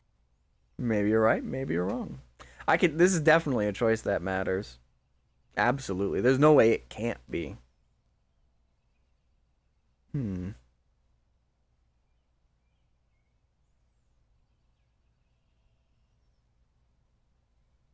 We're gonna go for it. We're gonna go for it, definitely. What's this game called again? Katawa Shoujo. It's in the title. I always tend to put the game in the title for two reasons. One, so people know what I'm playing, and two, for the search algorithm. It's that simple. We're gonna go and we're gonna ask if she wants to go into the city, because we're gonna see if she wants. I'm just interested in seeing what happens. Okay. Feels a bit too early to call it a day.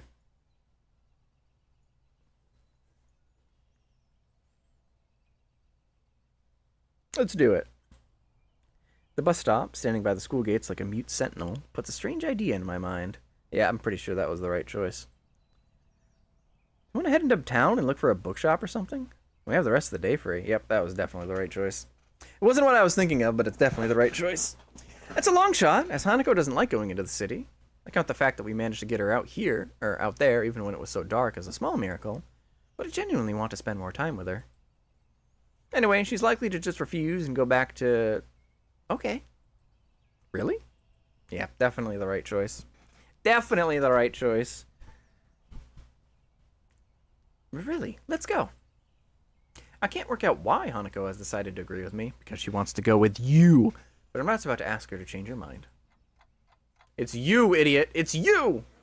Stepping off the bus, I immediately noticed that a lot of people are around us. In hindsight, it should have been obvious. Of course lots of people will be downtown on a Saturday afternoon. Quick, take this... Yes, exactly. Take this opportunity to grab her hand. Leave some premarital hand-holding, my guy. Hanako retreats close to my side, and I can feel her hand clutching my arm tightly. Her body is held against mine, and her head is bowed so low that her hat hides most of her scarring. So, where shall we go? A bookshop?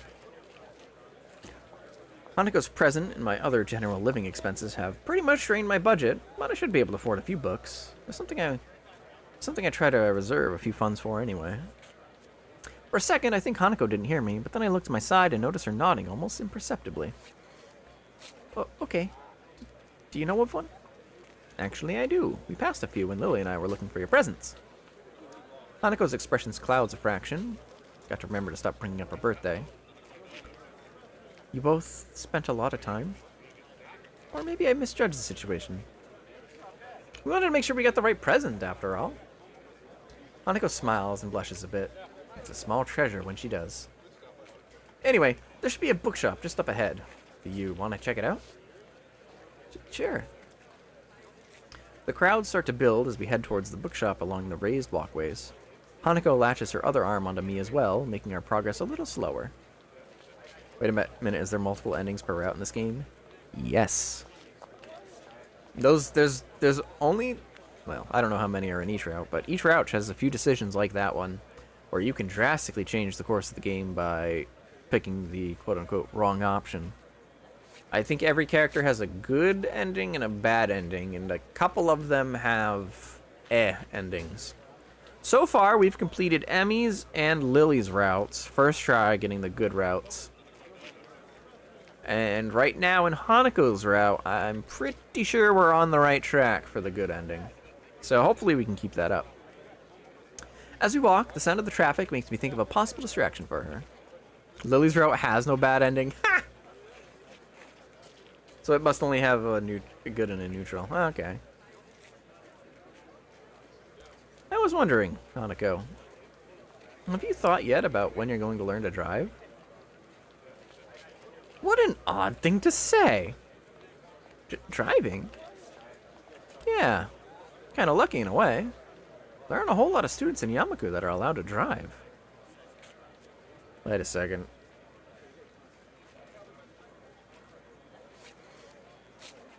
Huh. I guess not, alright.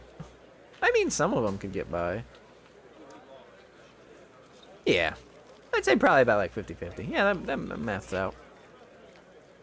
It's not the best topic of conversation, but I want to try and distract Hanako from the situation. She's really high-strung right now. You're doing a good job. You're doing a good job, boy! But again, all I've really done is make her feel awkward, since she's probably never thought about it. I wish I hadn't said anything. Before long, we are before one of the bookshops Lily and I passed by during our search. What kind of self-respecting bookshop closes on Saturdays?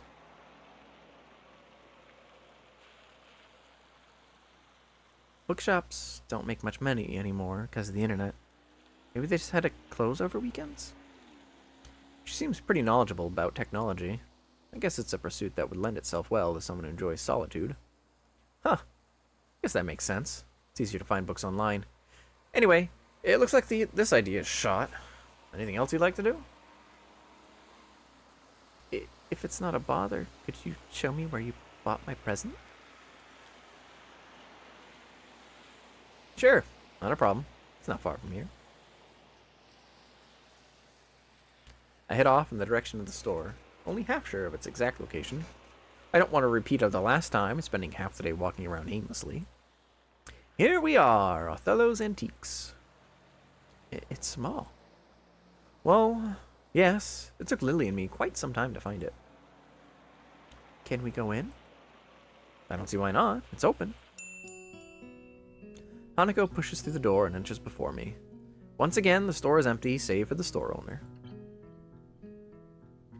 His face drops a little when he sees me. Oh, you're not here for a return, are you? Wait, that's not the girl you had with you last time. No, we're not here to return anything. We were just in town and wanted to have another look in here. The store owner considers this for quite a long time. I guess he's not used to high school students come to his shop on a regular basis. Might this be the friend you bought gift for? That's right, they were presents for her. The store owner turns to Hanako, who freezes on the spot like a deer caught in the headlights. He moves to address her, but stops before doing so, looking a little taken aback. He catches himself staring and looks to the side, addressing us indirectly. His expression is awkward and tense, as is his entire body. I want to be mad at him, but I know full well that I had the same instinctive reaction when I first saw her. First surprise, then curiosity, then an awkward look away as I dealt with what I'd seen. Hanako looks less panicked than before, but I think the feeling she's giving off now is worse. It's not anger, nor annoyance. If anything, it's one of an apology. You're lucky there, young lady. To have friends that care about you as much as they do. Thank you. If I hadn't spent so much time with Hanako, I wouldn't have even realized that she said anything. Then again, the store owner's mumble was hardly clear either, thanks in part to being directed away from us. Hanako strikes out into the store, gazing in wonder at the various items on display. She finds the doll section and spends lingering minutes studying each and every one. It's a side of Hanako I've only barely been introduced to. I was astonished when Lily said she liked dolls, and even more so to find her collection sitting on her dresser. She looks a little better now that she's distracted and out of the store owner's sight, but I'm still quite put off by the whole experience. I might have my own problems, but I've never had strangers react to me like that, as if I was something completely alien to them. This is a nice shop. Yeah, it's not what I expected. Do you want to buy something? I didn't bring any money. Well, we can always come again. Now that I know where to find it, that is.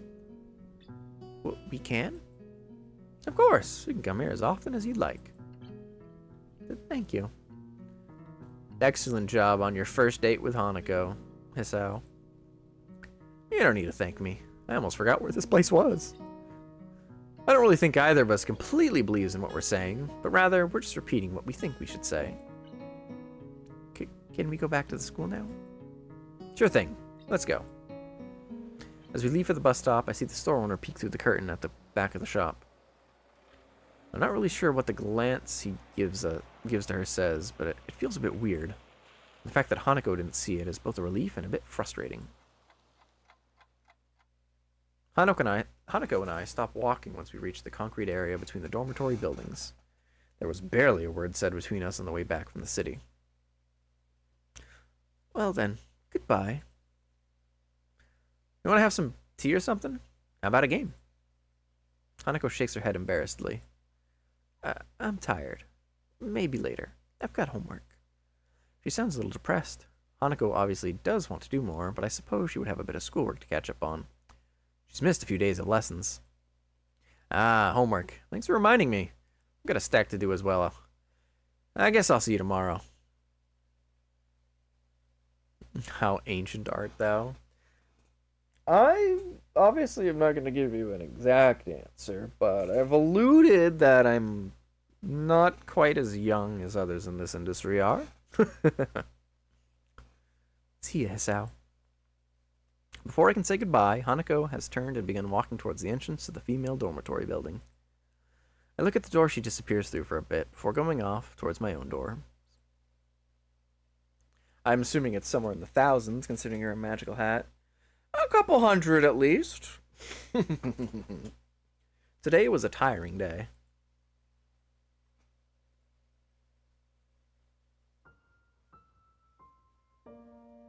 I thought you said I was really far from completing Act 3.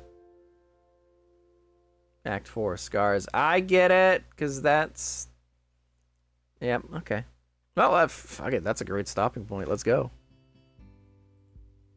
I lied. Look sexy. Oh my god. Alright.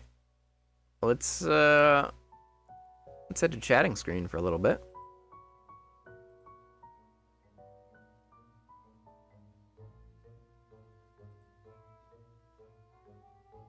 So, that's Act 3 done. Let's go. Which means next time it's Act 4, which means we might actually finish this up sooner than I thought. I'd say we probably have 2 streams left. Maybe 1 if we're able to make a lot of progress next week. Will there be 4 in Act 4? No! Which really just reminds me that I really do need to get some artwork for the next route. I really need to get that done. I gotta do that. I have an idea for it, though. Oh, hey, perfect. After the Limbus stream, I'll be able to flare on. Oh, God. Need to get my final done. Then go do your homework. Go get your final done. Sheesh. Procrastinating watching my stream instead of doing your homework. Tisk, tisk. Ay, ay, ay. Nah, thanks for stopping by. It was good having you here. So far, I think we're on track for the good ending. I think I can do it. I think I can do it for Hanako. I think we got it. I think we got it in the bag.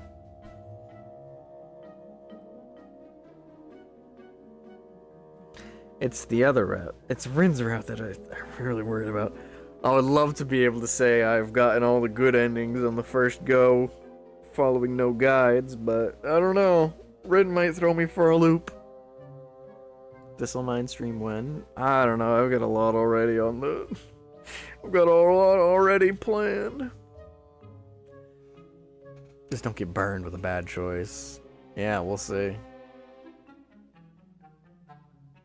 We shall see, won't we?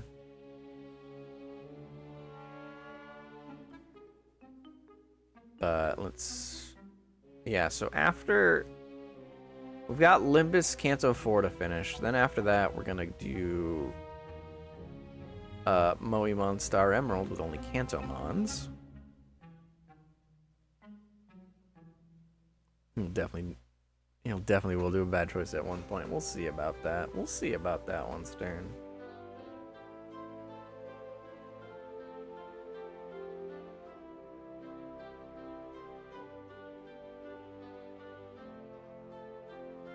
Oh, you will? Oh, no. You're so confident. Have I ever led you astray? Or rather, have I ever led the game astray?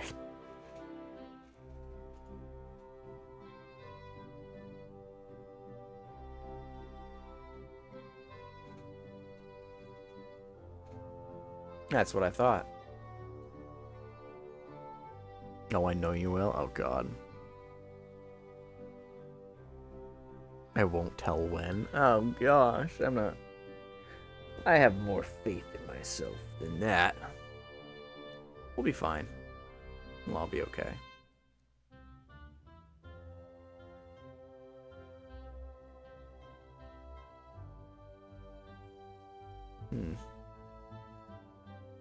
I really don't know who to commission for the, the next thumbnail art, though.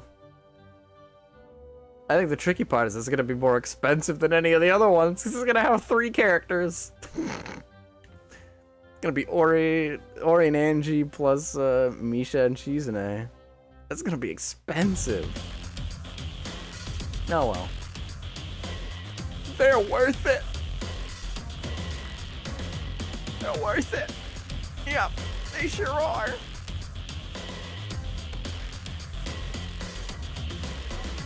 And then Rins. I already have an idea for Rins. It's evil. Stock footage, yeah. Stock footage of what? You do have a friend artist you commission, but I'm not sure she's your style.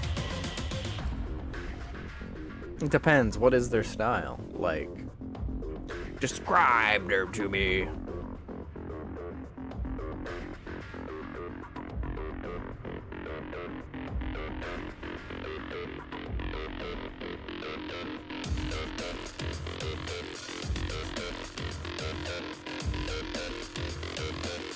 Banana. Stalking footage. Yeah, stalking footage is in like following it around.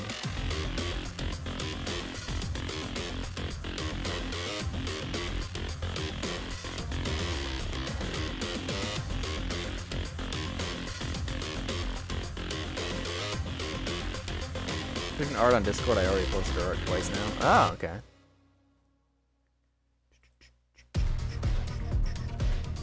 Ah. Oh yeah, you did mention you.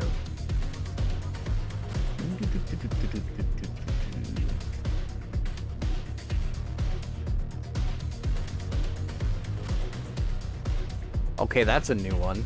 I had to pull open Twitter to check your friend's profile, and I just got a notification that I have a DM. This is a new one.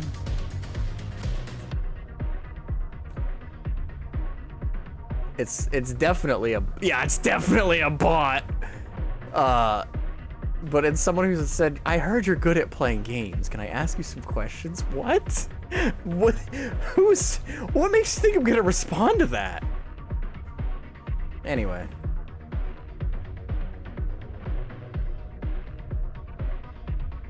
Bots are weirds. Yeah, they definitely have good art, but yeah, you're right.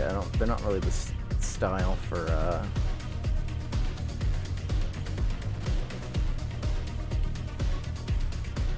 what I'm looking for. Although, maybe.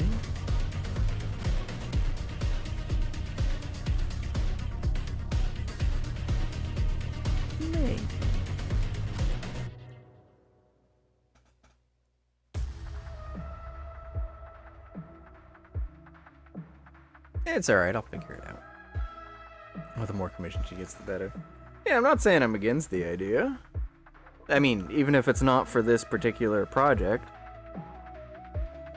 Have you ever played the We Were Here series? That sounds familiar.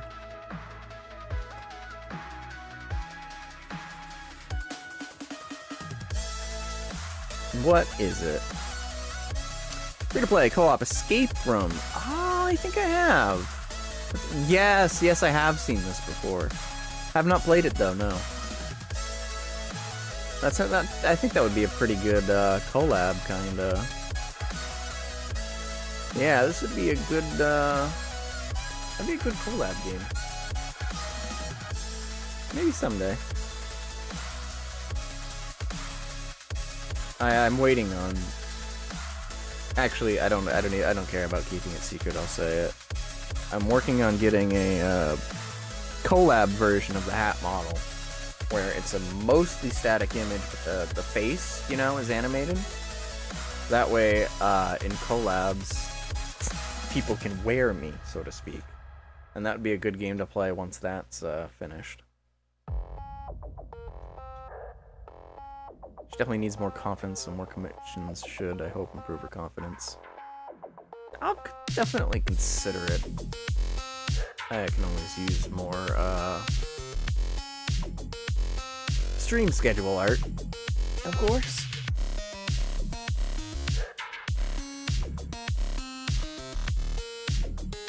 There's like 5 of them? There's like 5 of them? Oh yeah, we were here, bundle. We were here too. Oh, I get it, yeah. We were here. Expeditions, the friendship, we were here together. We were here forever. Yeah, that could be fun. And it's like, I have no shortage of people to collab with at this point.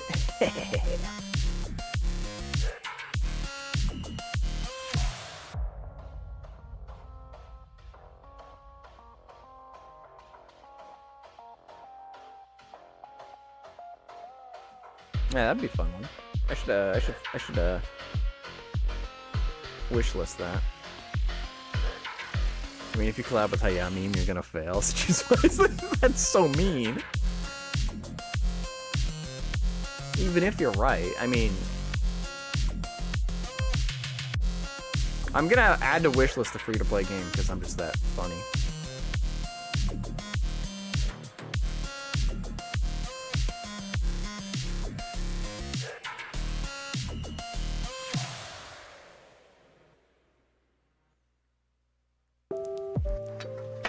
Okay, so that's another future idea. Once I get that, it's gonna be a while until that hat model's done. But once the hat model's done, I'll definitely consider looking into that.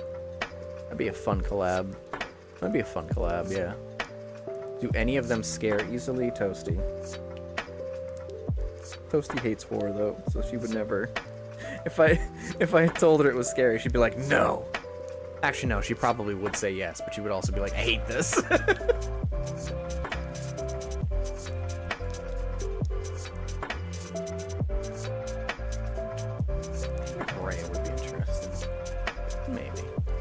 Don't tell her then. I can't just not tell her. That'd be terrible. That'd be awful of me. It's not all scary. Yeah, I mean, I've seen a little bit of it. It doesn't seem like horror is the focus. It seems like it's just something that kind of happens in a couple of areas. It's mostly, it seems, from what I remember, it was mostly about solving puzzles. Cooperatively.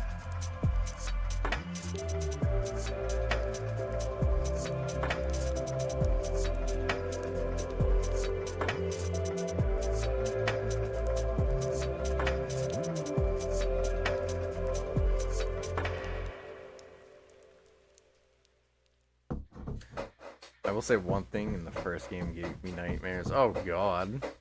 Well, don't say any more than that, because that's obviously too much. There's always the fear games otherwise. Why are you giving me horror suggestions when we're out of Halloween? That's evil of you.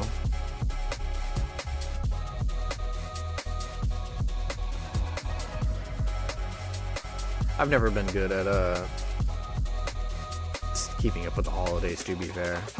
I'm too focused in the weeks to weeks that I just don't plan for months in advance.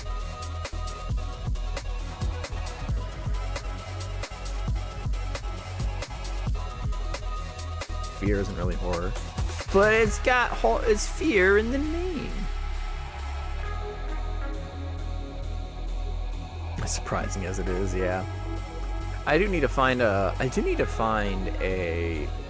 Christmas-y themed Left 4 Dead 2 map for us goofballs to play. Maybe I can do that right now. Why is one of the first maps when I look on first things that screenshots I see in the community hub of Left 4 Dead 2 TF2 Scout's giant ass.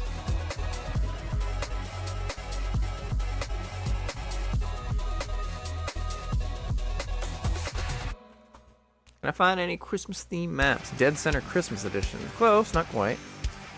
No Mercy's Christmas Edition. Close, not quite. Dark Carnival Christmas Edition. No, not quite. I want a custom Christmas campaign. How hard is that? Otherwise, you play IB. IB? Am I missing something? Or am I forgetting something?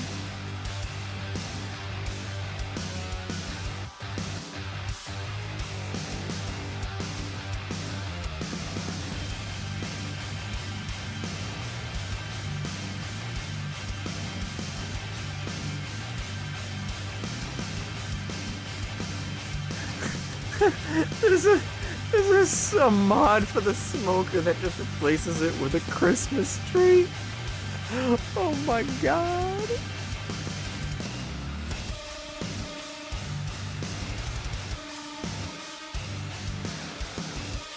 Old horror RPG maker game. Ah. That'll do it. I'll bet do it.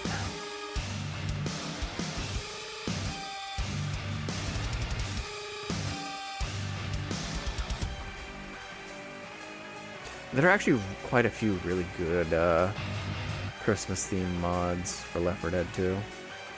I don't necessarily know that I'd object to just throwing a couple of reskins for base game maps and just some Christmas type enemy mods. Well, might honestly be fun enough as is.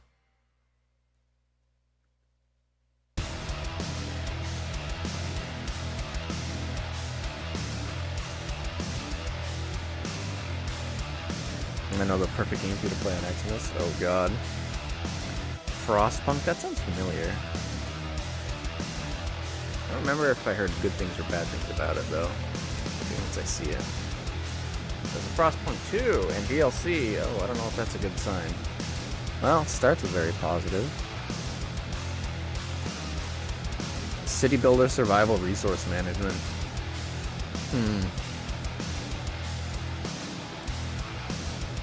I think I see the appeal. I don't think it's up my alley though.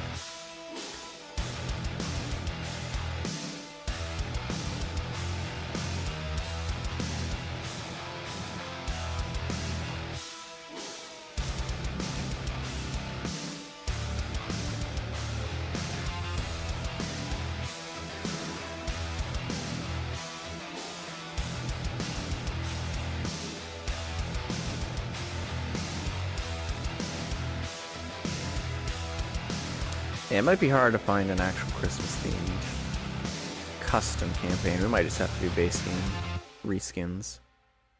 But that's okay.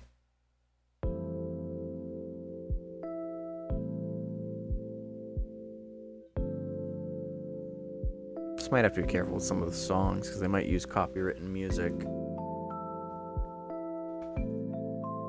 Because you can't just not put Christmas-themed songs in. They're gonna be copyright in.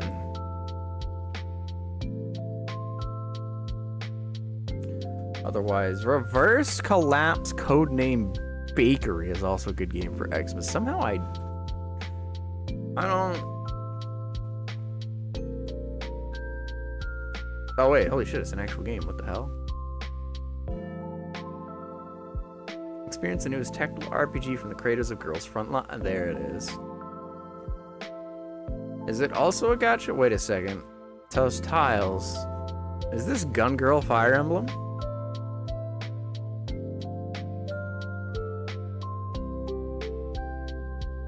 It's not a gacha. What is this? Show me gameplay in action, not just screenshots. That's okay, that's not it. No, that's not it either. Ow, my ears.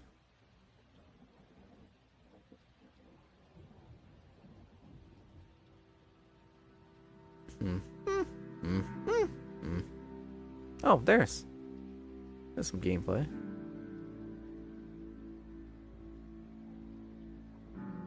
It's almost like a... Huh. Maybe.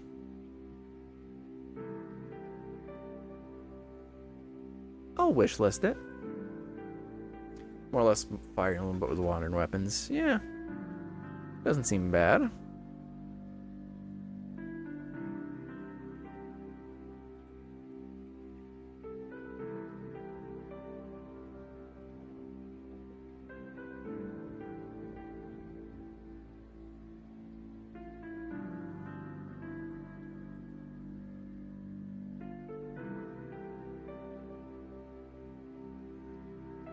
Oh, we can get Nightcore, Jingle Bell Rock for the tank. Let's go.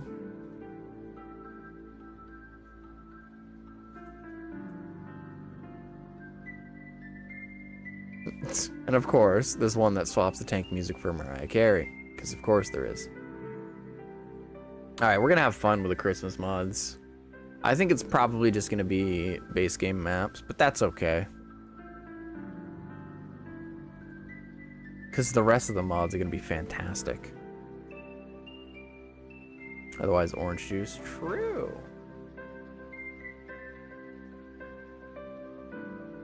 They're in, I think... They ditched the 32-bit version, I think. So they should be on 64-bit now. What is it? New characters and playing the new tag team game mode? Hello? The tag team game mode has players packing not one but two characters into the match. Characters can be tagged out every 3 chapters and will automatically be tagged out if a player is KO'd. Oh, that's cool. Maybe.